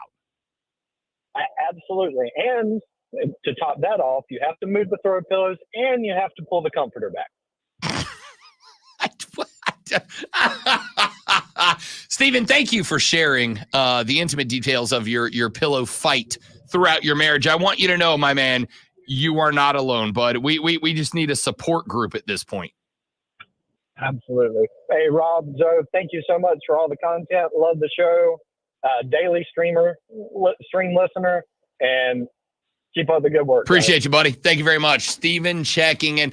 I think that's like that's my big thing is you're not alone. You're not. Like, I think this is the thing. Again, we are only on 3 pillows, like 3 decorative pillows right now, right? We got the 2 that go in front of the sleeping pillows, and then we got the long pillow that is like the star of the show. Here's the way to solve this, Rob. You won't do it, but here's the way to solve it. Bring in your own decorative pillows. Now Star Wars is a decorative pillow. Bring in, maybe a God of War pillow. Perhaps maybe, I don't know, a Scarface pillow. I mean, just start. They make all those, by the way. And they look very decorative. They look very nice. They're fancy pillows. Make sure they're weighted. So, I mean, because all decorative pillows have weight to them for some reason. So you can be hit with them, I guess. But you bring in your own deck. Why does she get to decide what's decorative? Okay. Because you can bring your own pillows in. I can answer this. All right. I can answer this. And before I go any further, I would like to take just a moment here to say I sincerely, truly love my fiance. She is my favorite person I've ever met. I like her more than Lonzo, and I like Lonzo a lot. I am offended by the man cave decorative pillows. That's too far. That's just too far. Let me tell you why these things exist, and I actually have a good reason. I love my fiance. She's amazing. I would trade nothing for her. All right. This is not I'm trapped in a. I'm not. It is an incredible relationship to be in. But there is a reason that I don't have the decorative pillows. All right. Literally, the Madre has 1, 2, 3, 4, 5, 6, 7, 8 on her bed right now. That's too many. It's unnecessary. I don't know if the one in the front matches. I'm just saying. Dang, Rhonda getting taken down. I'm just saying. Everything else looks good. The one in the front is just like an extra because she already bought it and she's like, I'm just putting it there. I mean, the fiance and I, when I moved in, we had this thing where I was like, look, it is your house, right? I don't want to come up and change everything. But she, when I moved in with her, was like, listen, we're going to redecorate the house. We are going to redecorate the house. I want it to be decorated the way that we want it. And there are elements, like there are spots you can see that I'm there. For instance, when I moved in, it was all like pictures of plants and flowers. And now if you come in our living room, we have guitars and posters from concerts we've been to together. That's our main decoration of the living room. Like, I live there, right? But wait. See, this we all saw what your apartment looked like before. And there were pictures of flowers. And so grandma's house. Grandma's house was the thing. Stop, you're wrong. There were pictures of sailing ships that were hanging on the wall that were grandma's house. All right. But now we have, so we both have an acoustic guitar. They hang on the wall together. It's like our little two together guitars. And then we have posters from the concerts we've been to. But I've also told her that like 99% of the time, I don't care. Pick whatever you want. So we went to Target one day because we're going to get new decorative pillows for the couch. And I'm like, I don't need them. I don't want them. I don't care about them. And so she picked it. She got what she wanted because I don't care. And I even let her put the decorative pillows on the couch in the bro cave, not because I'm against them, but because they're a comfort thing for her. And I like when she hangs out with me in the bro cave. She comes in there, she hangs out, and she does her work while I'm watching sports or whatever. Wait. So does she actually lay on the decorative pillows? She does not. She uses she'll put one under her arm. That's still technically right? That's still they're definitely getting used. Yeah, okay, all right. But only the bro cave, not on the regular couch. That seems unfair. The ones on the regular couch get moved, right? So I want her to have her little comfort spot. And if decorative pillows are the spot, that's fine. So that we're clear, I am not anti-decorative pillow. All right. They're not, I don't care. They don't matter to me. They don't impact me. But if you like them, have them. It is not having the decorative pillows I have an issue with. It is not just not using them. It is making me go out of my way to move the decorative pillows from a laying down and using a pillow portion of the house that I have an issue with. Like, you're not gonna ruin them. They're pillows. That's what they're for. All right. So I was going to like give you a card with money or something for when you get married, but now I've decided I'm getting you bro decorative pillows, and it's going to be up to you what you're going to do with it. I'm thinking, and I don't know if they have them or not because I keep seeing the Venom trailer, a nice black Venom decorative pillow with the tongue sticking out. I mean, I think that would be amazing. It would be like a coffee table book. Hang on. Let's be real clear here. You've seen the bro cave. It's 100% Rob Brown. All right. I got a music wall over here. I got a comic book wall over there. I got my football wall over there. I got my TV wall and my video game wall. I got my little bro studio set up. I got a couch because it's my comfortable couch. I got the gaming chair. Like, it is 100% Rob Brown. She is fine with me adding and detracting stuff so that we're clear. I'm not putting a Venom pillow on my bed. All right. I'm not putting a I love Captain America. I'm not putting a Cap Shield pillow on the couch. Would I put it on the Bro Cave couch? Sure, absolutely, 100%. And she won't say no to that. It is not the ownage of the usage of decorative pillows that's the problem. It's that when I get home from work, I leave the house at 4:15 to 4:30 in the morning. When I get home between 12 and 1 most afternoons, I have now done a full day of work, and it is afternoon. I would like a little quick 30-minute, 45, maybe an hour-long nap to like get the juice flowing for the second half of the day. And if I have to, when I get home, I want to drop the book bag on the kitchen table. I want to let the dog out. I want to come back in. I want to fall face first on the couch. I want to put How I Met Your Mother or whatever on the TV. And I want to just crash for 30 minutes. But instead, what has to happen is that I have to walk in. I have to go to the couch. I have to take I think we're on 4 decorative pillows on the couch. I have to move them to the other side of the living room. Then I have to walk to the back to the bedroom to get my regular sleeping pillow off the bed. Then I got to walk back to the living room. Then I got to place it there. Then I can lay down and take a nap. Then when I get up, I got to take the regular sleeping pillow back to the other side of the house to the bedroom, come back to the living room, go to the other side of the living room, pick up the decorative pillows. And you can't just throw them back on the couch. You can't just chunk them back over there. I might even be okay with that. No.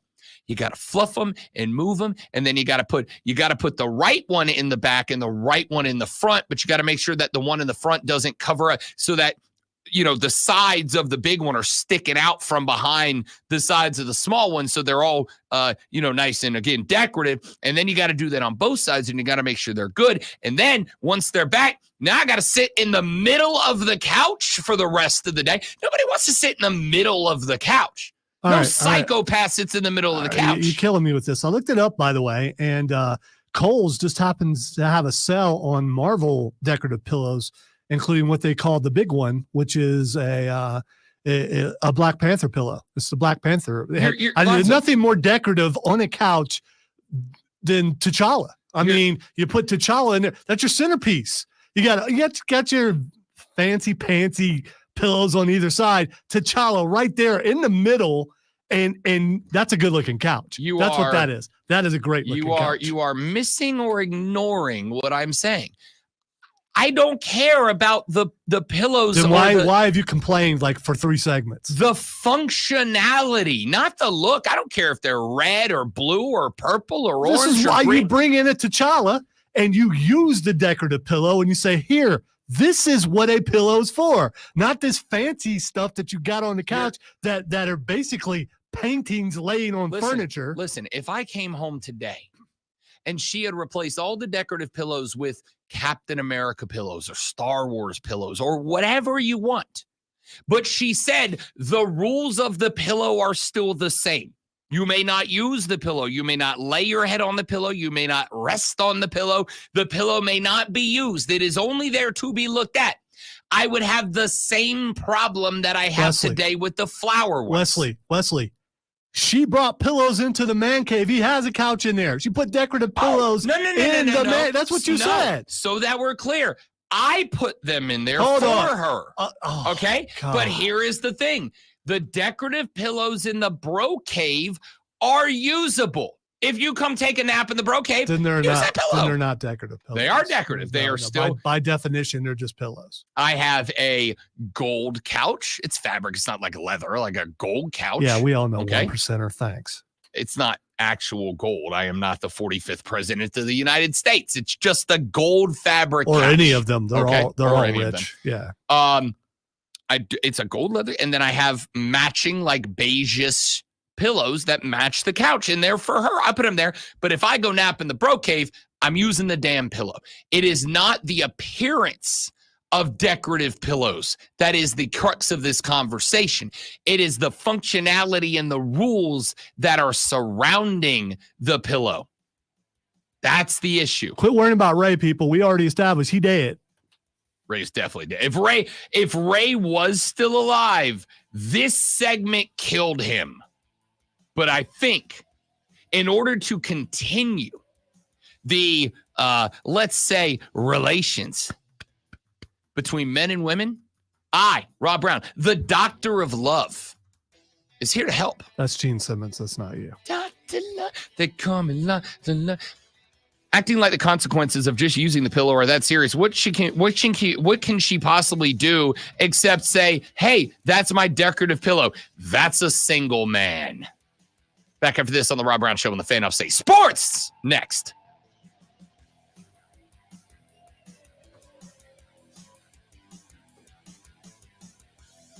No, the toilet's platinum. I mean, you know. No, his toilet's literally gold. No. We're talking about you. Yeah.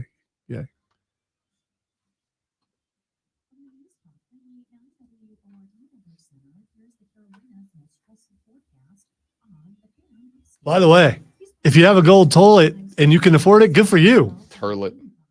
The problem is, I don't know how functional that is. I absolutely. And how is it clean? I mean, well, you got people, but still. I absolutely judge people who have the money to make dumb decisions and do. Like the people who are currently ordering in New York City. This is true. Deck showed it to me. There is a pizzeria in New York that is selling a $2,000 14-inch pizza. And it is $2,000 because they sprinkle it in gold leaf. Yeah, I've seen some meals like that There was a sprinkled place in gold. Vegas that was doing it with chicken wings, I mean, why not? We got plastic in our testicles. Why not gold in our stomach? I mean, you know. If you are spending $2,000 on a pizza so that you can literally beep gold later, I don't like you as a person. I do, and I would love to be invited to your house. You spend that money on a car, I like you as a person. You spend it on a boat, I like you as a person. What if you they spend have it all on those an indoor already? golf simulator, I want to be your friend. You spend it on eating gold leaf, and I don't like you. Gold leaf, isn't that what they make tea out of? Gold leaf tea. It's just so tasty. What is it, Milo's? Milo's.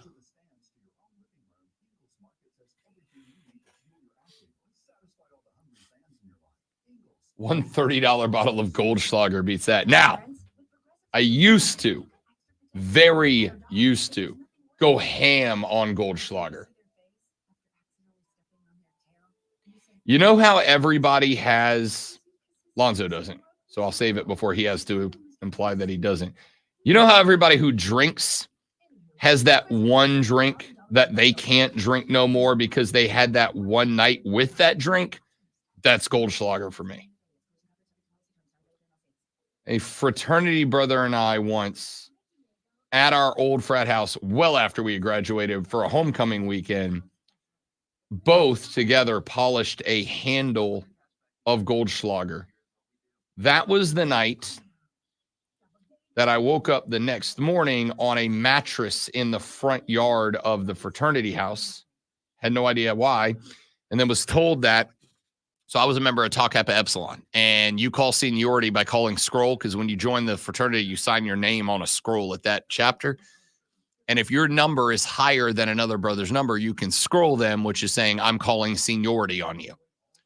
And apparently I walked into the bedroom of one of the active brothers at a fraternity, grabbed their mattress, yelled scroll at them, dragged their mattress out into the courtyard of the fraternity house, and decided that's where I was going to sleep.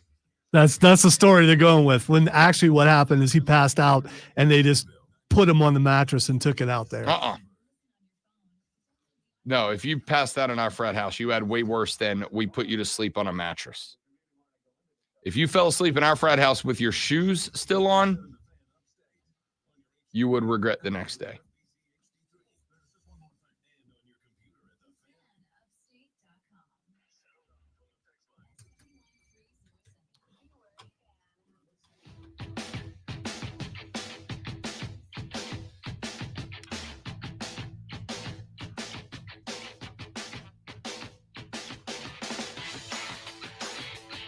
It is expected in the National Football League that the results of and discipline from the tampering cases of the Atlanta Falcons and the Philadelphia Eagles are likely to drop down this week. It was reported by Pro Football Talk and Adam Schefter that, quote, a resolution in the alleged free agent tampering cases of the Atlanta Falcons and Philadelphia Phillies are likely to come this week per league sources. We have not gotten a statement from the NFL itself about it yet. So we have two different cases that are on the table here. As to the Falcons, Kirky, who has been doing his darndest to try to downplay the situation lately, during his introductory press conference with the Atlanta Falcons, insinuated that he had a conversation with staff members leading up to his signing of a contract. For the Eagles, the tampering investigation was sparked by a secondhand remark from Penn State coach James Franklin, who said that the Eagles GM Howie Roseman sold running back Saquon Barkley on jumping from the Giants by pointing to the number of Nittany Lions loyalists in the Philly fan base. Now, Saquon Barkley has not acknowledged that he had spoken directly with Roseman or anyone else during the 52-hour negotiating window that strictly prohibits direct contact between team and player. So the question mark is here, what is going to happen? Because with Atlanta, if the accusations are true, staff members from the Dirty Dirty Birds actually reached out, actually spoke with Kirky. And that is a no-go. Can't do that. Versus Saquon Barkley and Philly, where no one reached out to Saquon Barkley unless Howie Roseman did. If Howie Roseman did indeed directly contact Saquon Barkley, then they would have an issue. We know that not too terribly long ago, the Miami Dolphins got hammered. Why did they get hammered? Well, because at the time that one Tommy Goat Brady was going into free agency, the Miami Dolphins, reached out and had a conversation with him. They also had a conversation with then not but still head coach of the New Orleans Saints, Sean Payton. And they had a conversation with both where they were basically trying to play each other to each other. Hey, Sean, if you'll come to sunny South Florida, we'll go get you the GOAT. We'll go get Tommy Wayne Christopher the GOAT Brady to come down here. Hey, Tommy boy, if you will come down to sunny South Florida, we'll go get you the guy who got Drew Brees his Super Bowl, and we'll let him get you another one here in Miami. The NFL, you will recall, took a first-round draft pick away from the Miami Dolphins that year. Now, this circles me back to two things. Number one, what's going to happen to Atlanta? I don't know because Kirk's story was obviously a quick one-line anecdote that was dropped in a press conference, probably without thought as to what might happen for telling said story. And number two, because we don't know what actually happened. We don't know if he had a conversation with the training staff. If I recall correctly, it was the head trainer that he said that he had a conversation with about how great it was to play in the ATL, to be a dirty bird, to play in the dirty dirty. If that happened, and that was direct contact between Kirky and a staff member, then yeah, Atlanta's probably going to get hammered. James Franklin said that Saquon Barkley said that he had a conversation with Saquon Barkley, Penn Stater, about how the Eagles fan base had a large crossover with the Nittany Lions fan base, which means that Saquon Barkley, a Nittany Lion alum, would fit in great. The Eagles would love you, bro. You're a Nittany Lion and an Eagle. They're gonna totally adore you, my guy. But I think that one might be a harder conversation to prove, right? I think you would have to probably get James Franklin to prove that Saquon Barkley said what James Franklin alleged that he said. And you and I both know James Franklin is going to go to bat for a former Nittany Lioner, right? He's not going to go to the NFL and go oh, yeah, no, for sure. He said it, and here's the text message, date and time stamped with it. But the Kirky situation, I think, is one that'll probably be a little easier to prove, right? Because not only is Kirk on the staff, but the staff members are on the staff. It'd be a little easier to prove. Could be not. I don't know. We'll find out. If it is proven that the Atlanta Falcons did indeed tamper, and even if it was one guy that had a quick text message exchange with Kirky, they're going to get hammered and they're going to lose a first-round pick. And I would like to flash you back, ladies and gentlemen, to just a handful of weeks ago when the 2024 National Football League draft rolled around. When the 2024 National Football League draft rolled around, the Atlanta Falcons selected with the 8th overall pick in the 2024 NFL draft, Michael Penix Jr., quarterback, University of Washington. And some of y'all lost y'all damn minds about it. Oh, Rob, this is malfeasance. This is unacceptable. This is workplace badness is what this is, Rob Brown. And I said, yo, hold your cotton picking horses for just 1 second, please, and thank you. I said, let's really look at this. You got a quarterback in Kirk Cousins who is closer to 40 than he is 35. Well, he is 35, but closer to 40 than he is 30. You got a quarterback in Kirk Cousins. Correct me if I'm wrong, Rob, but that's right in the middle. It is, although technically the day that you turn 35 in one day, you are closer to 40 than you are 30. Okay, that's correct. Yeah, I know. Technically correct is the best kind of correct. It's also the most annoying type of correct. You know me. So you got a quarterback who is closer to 40 than 30. You got a quarterback who is coming off of a catastrophic injury from last year. A quarterback that you don't know if he'll be able to finish a full season healthy. Who before the injury was having one of the best seasons of his life. Absolutely. Yeah. Absolutely. And you have no idea if he'll be able to replicate that. You have no idea if he'll be able to replicate that without Jordan Jefferson, who, by the way, just got very rich. Yeah, I know people want me to break news on this, but his quarterback is J.J. McCarthy. I mean, who's going to throw him the ball? There's going to be a lot of handoffs, and that's it.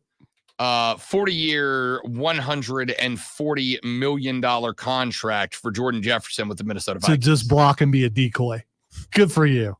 Now, I mean, he's good enough that JJ can just like bleep it. The other JJ's down there somewhere. We'll come to that in a minute. You don't know what's going to happen. You don't know what is going to happen with Kirk Cousins. And you think you're going to be good this year, right? The Falcons are now officially the odds-on favorites to win the NFC South. They're like plus 125 to win the division. Everybody else, including the Tampa Bay Buccaneers, are chasing them down. So you think you're going to be good coming into this year, but you also think you're going to be good coming into this year, or at least compete and win the division good, with a good young core that's locked in for a hot minute.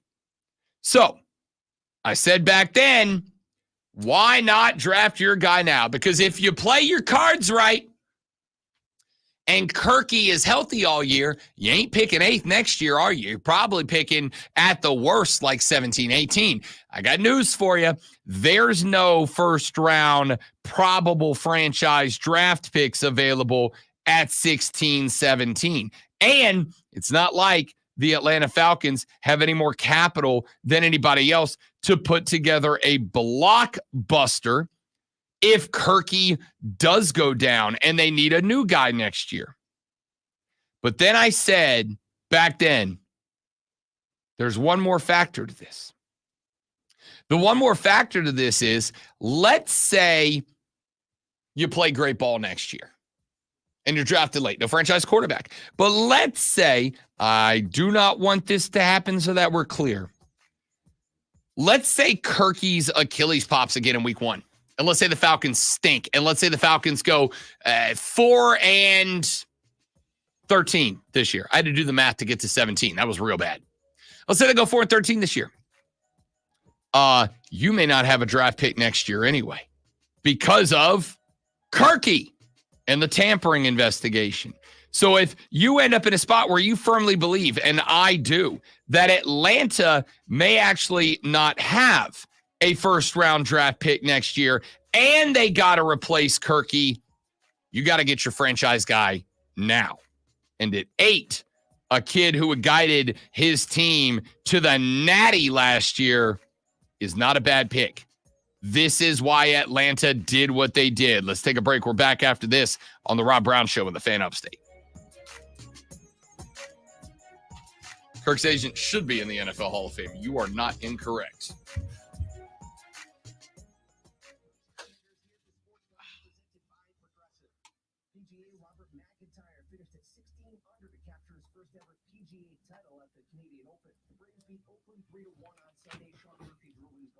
Just sent you something on Twitter that might give you some perspective.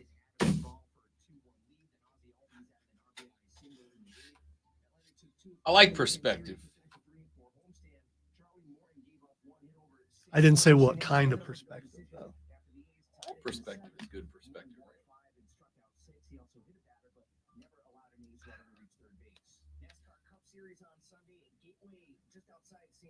Austin Cindric took the checkered flag, followed by Denny Hamlin.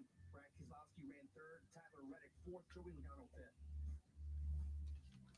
Bundle auto and home, renters or condo, and save with Progressive. Download the Odyssey app, search the Fan Upstate, and listen anywhere on your phone. I'm Chuck Sanders, that's the Sports Flash on the Fan Upstate.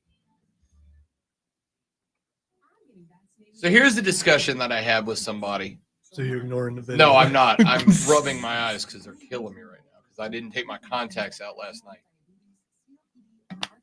If somebody gives a performance review and your performance review is graded on a scale from 1 to 10,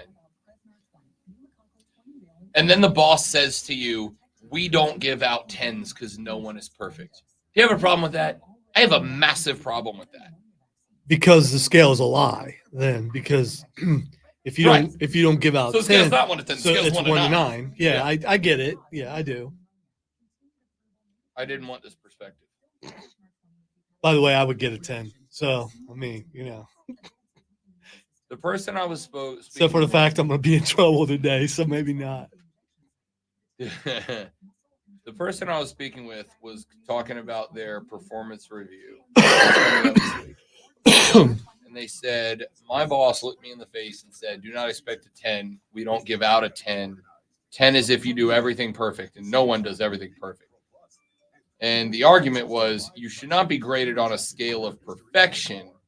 You should be graded on a scale of effectiveness.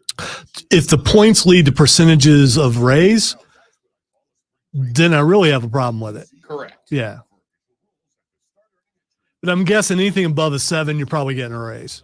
So, I mean.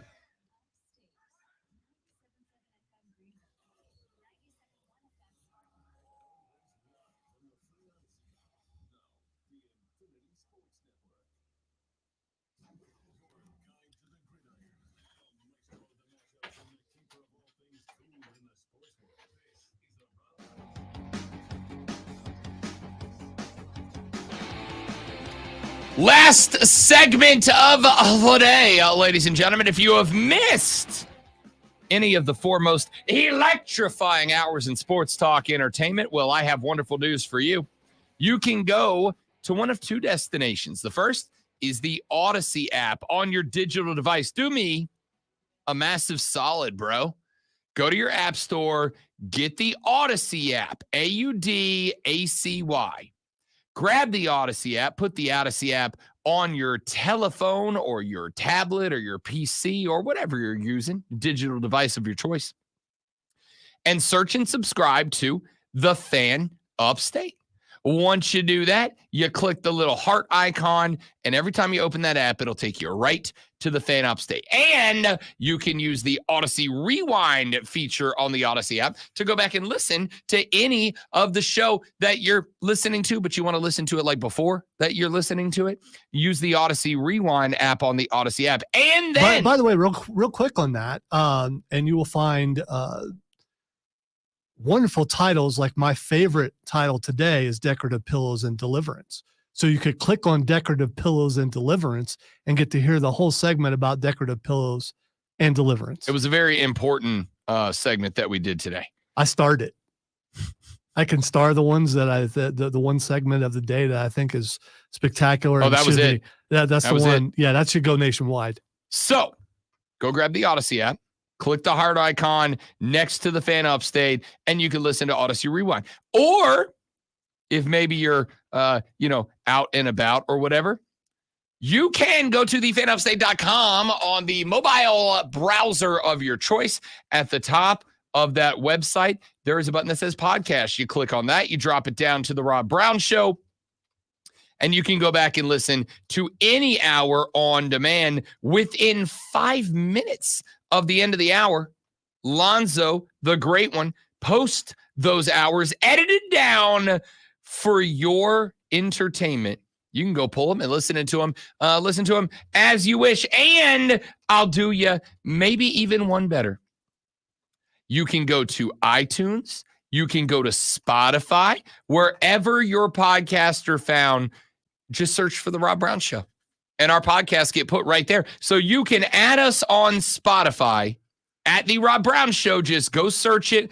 Find my beautiful shining face. Click on the plus button. You can follow us. And every time we drop a new segment, have it delivered right to your phone. We make your life easy. And you are, and this is true, very, very welcome. And better off for it, if we're being honest here. Texture says, I learned this weekend that Rob Brown knows nothing about college baseball. That, my dear, dear friend, is entirely untrue. What you learned yesterday is that sometimes Rob Brown puts down long shot bets just for the lulls. If you are talking about what I think you were talking about. I think what you're talking about is yesterday when I sent out the tweet that said I was playing a 3-leg South Carolina State baseball parlay. I went with Clemson -2.5. I went with South Carolina -2.5. And I went with Wofford +2.5 as a 3-leg parlay. My Clemson leg cashed. South Carolina outright lost to the James Madison Dukes. And yes, Carolina fans, I was embarrassed for you yesterday. I was embarrassed by the decision-making. I was embarrassed by the lack of execution. You had good pitching. You had a decent performance off the bump, which has been a problem. And in the one game where you needed the bats to be great, the bats were bad, real bad. They were real bad. And then the Wofford bet. Listen, I didn't think, all due respect to our friends, the Terriers. LSU's the defending champs for a reason. They have got sluggers over there. They've got sluggers that have just been smoking chumps left, right, front, and center. Okay? Just smoking chumps. I didn't think Wofford was going to win that game. What I did think was that the LSU Tigers, for whatever reason, man, if there's a team that loves playing comeback baseball more than the Clemson Tigers, it's LSU.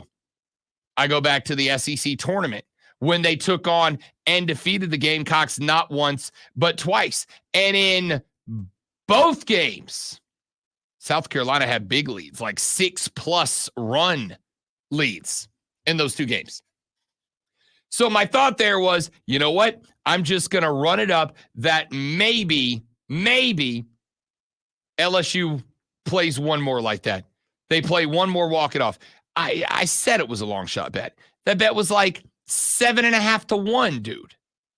That bet was what my dear friend from the BetQL Network, PJ Glasser, refers to as a narrative bet. Sometimes you don't play a bet because you think it's the correct bet. Sometimes you don't play a bet because the numbers line up in a way that makes you go, oh, okay, statistically speaking, which is how I put most of my bets out there. Sometimes you play a bet because if this bet hits, it creates a great story.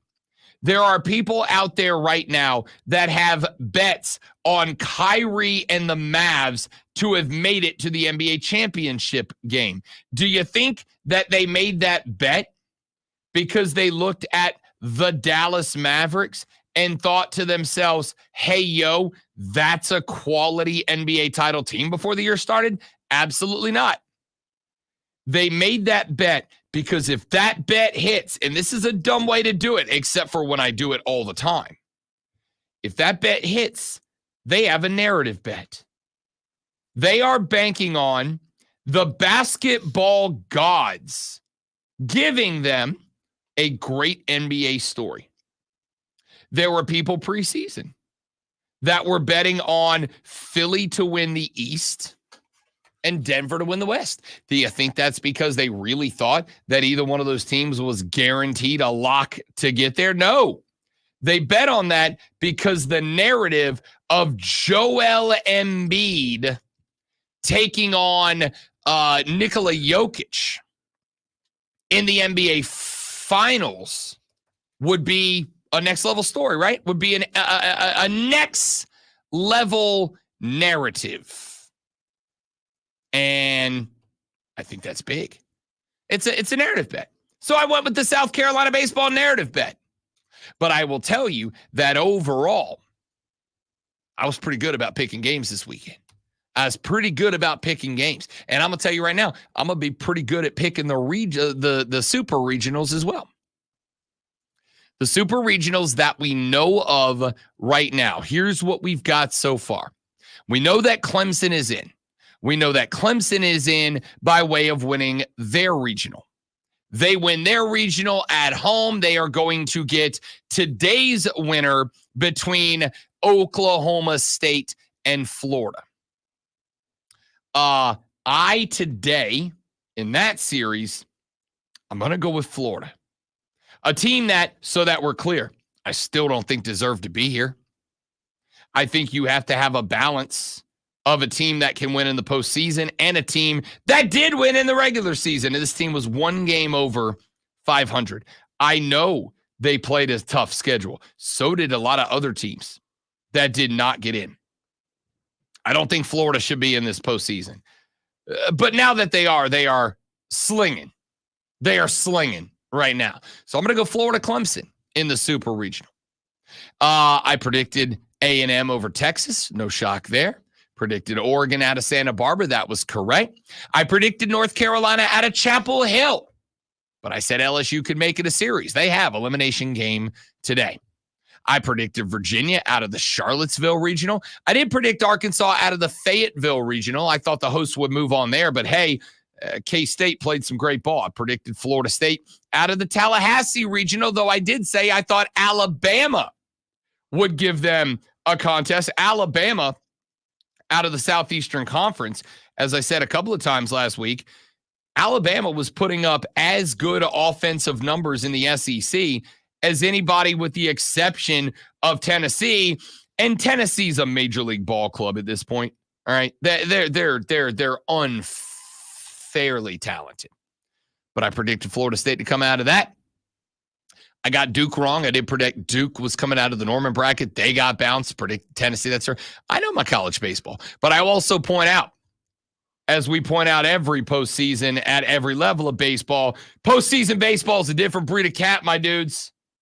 It is a different breed of cat. It is a different animal entirely. Every now and then, you're going to get a Banana Slugs team.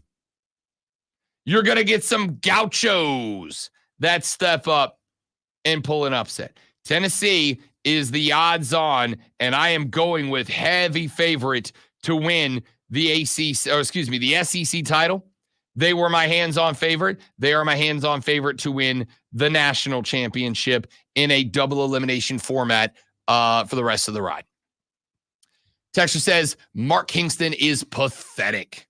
Yeah, he's going to have a struggle of an offseason because I watched even I think some of the more fervent Kingston defenders this weekend after that collapse where you got zeroed in an elimination game, he's going to have a real long offseason.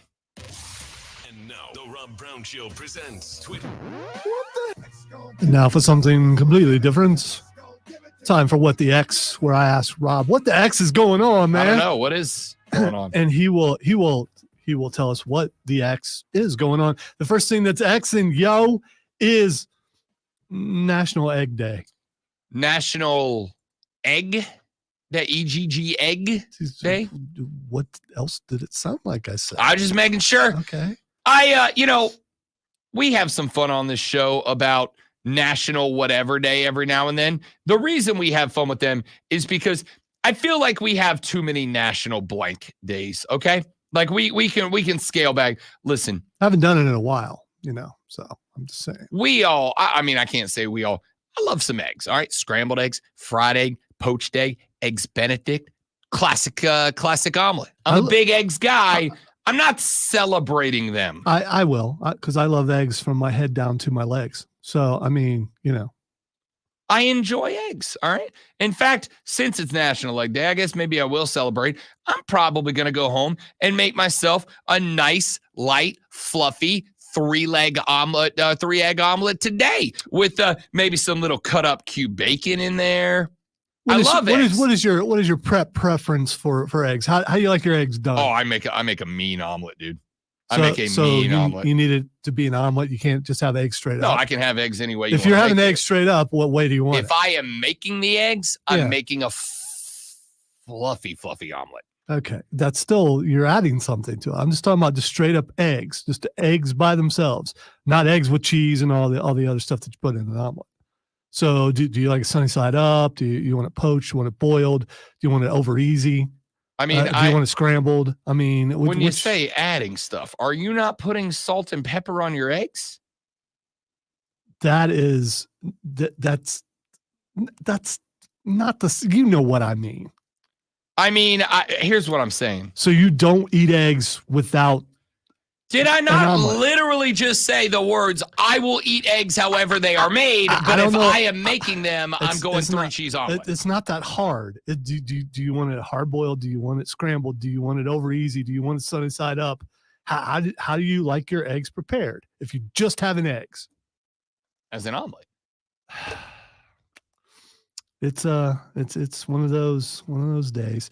All right, the next Why thing would you not make an omelet?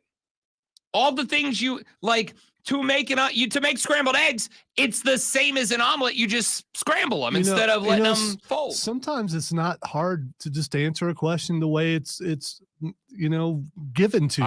I will pull that clip and I will remind you of that regularly. Fine, whatever. Obviously, we don't know how Rob likes his eggs. I tried to help everybody. By the way, thank you, Wesley.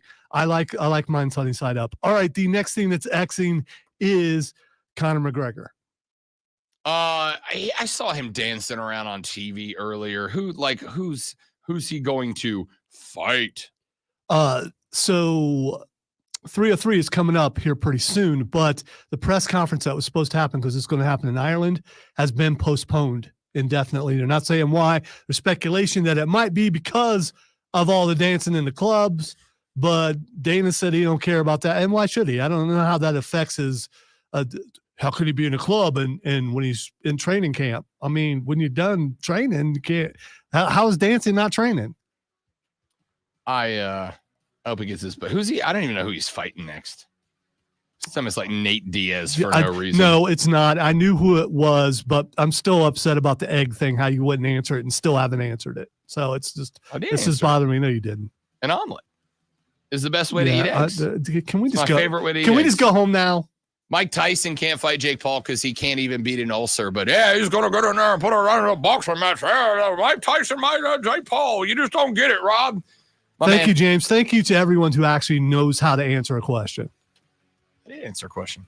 I like my eggs like in an omelet. You know, a little cheddar cheese, a little sharp cheddar, a little pepper jack in there. So what you're saying is you don't like eggs? I love eggs. Let's go. What do you think an omelet Let's is? Go. Yeah, it's a bunch of other stuff. It's and just eggs not are also scrambled eggs. Okay, so now I guess scrambled is the answer. But like unscrambled is an omelet. See y'all tomorrow on the Rob Brown Show and the Fan Upstate later. Yeah.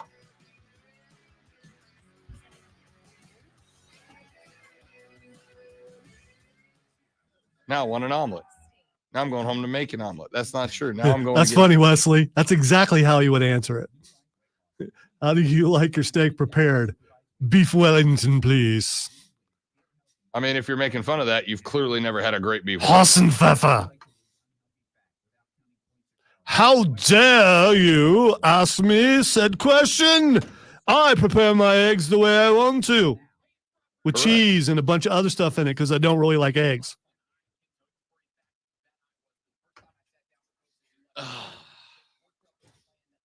Take your stodgy, snooty self out of the studio, I'm going to please. make a 4-egg ham and so much He's cheese not. omelet. He's not. There's no way that's in his plan. So Actually, eggs are. I can't have eggs. Okay. I can have eggs. I can have 1 teaspoon of butter. So I do the butter on the bottom of the pan, make the omelet.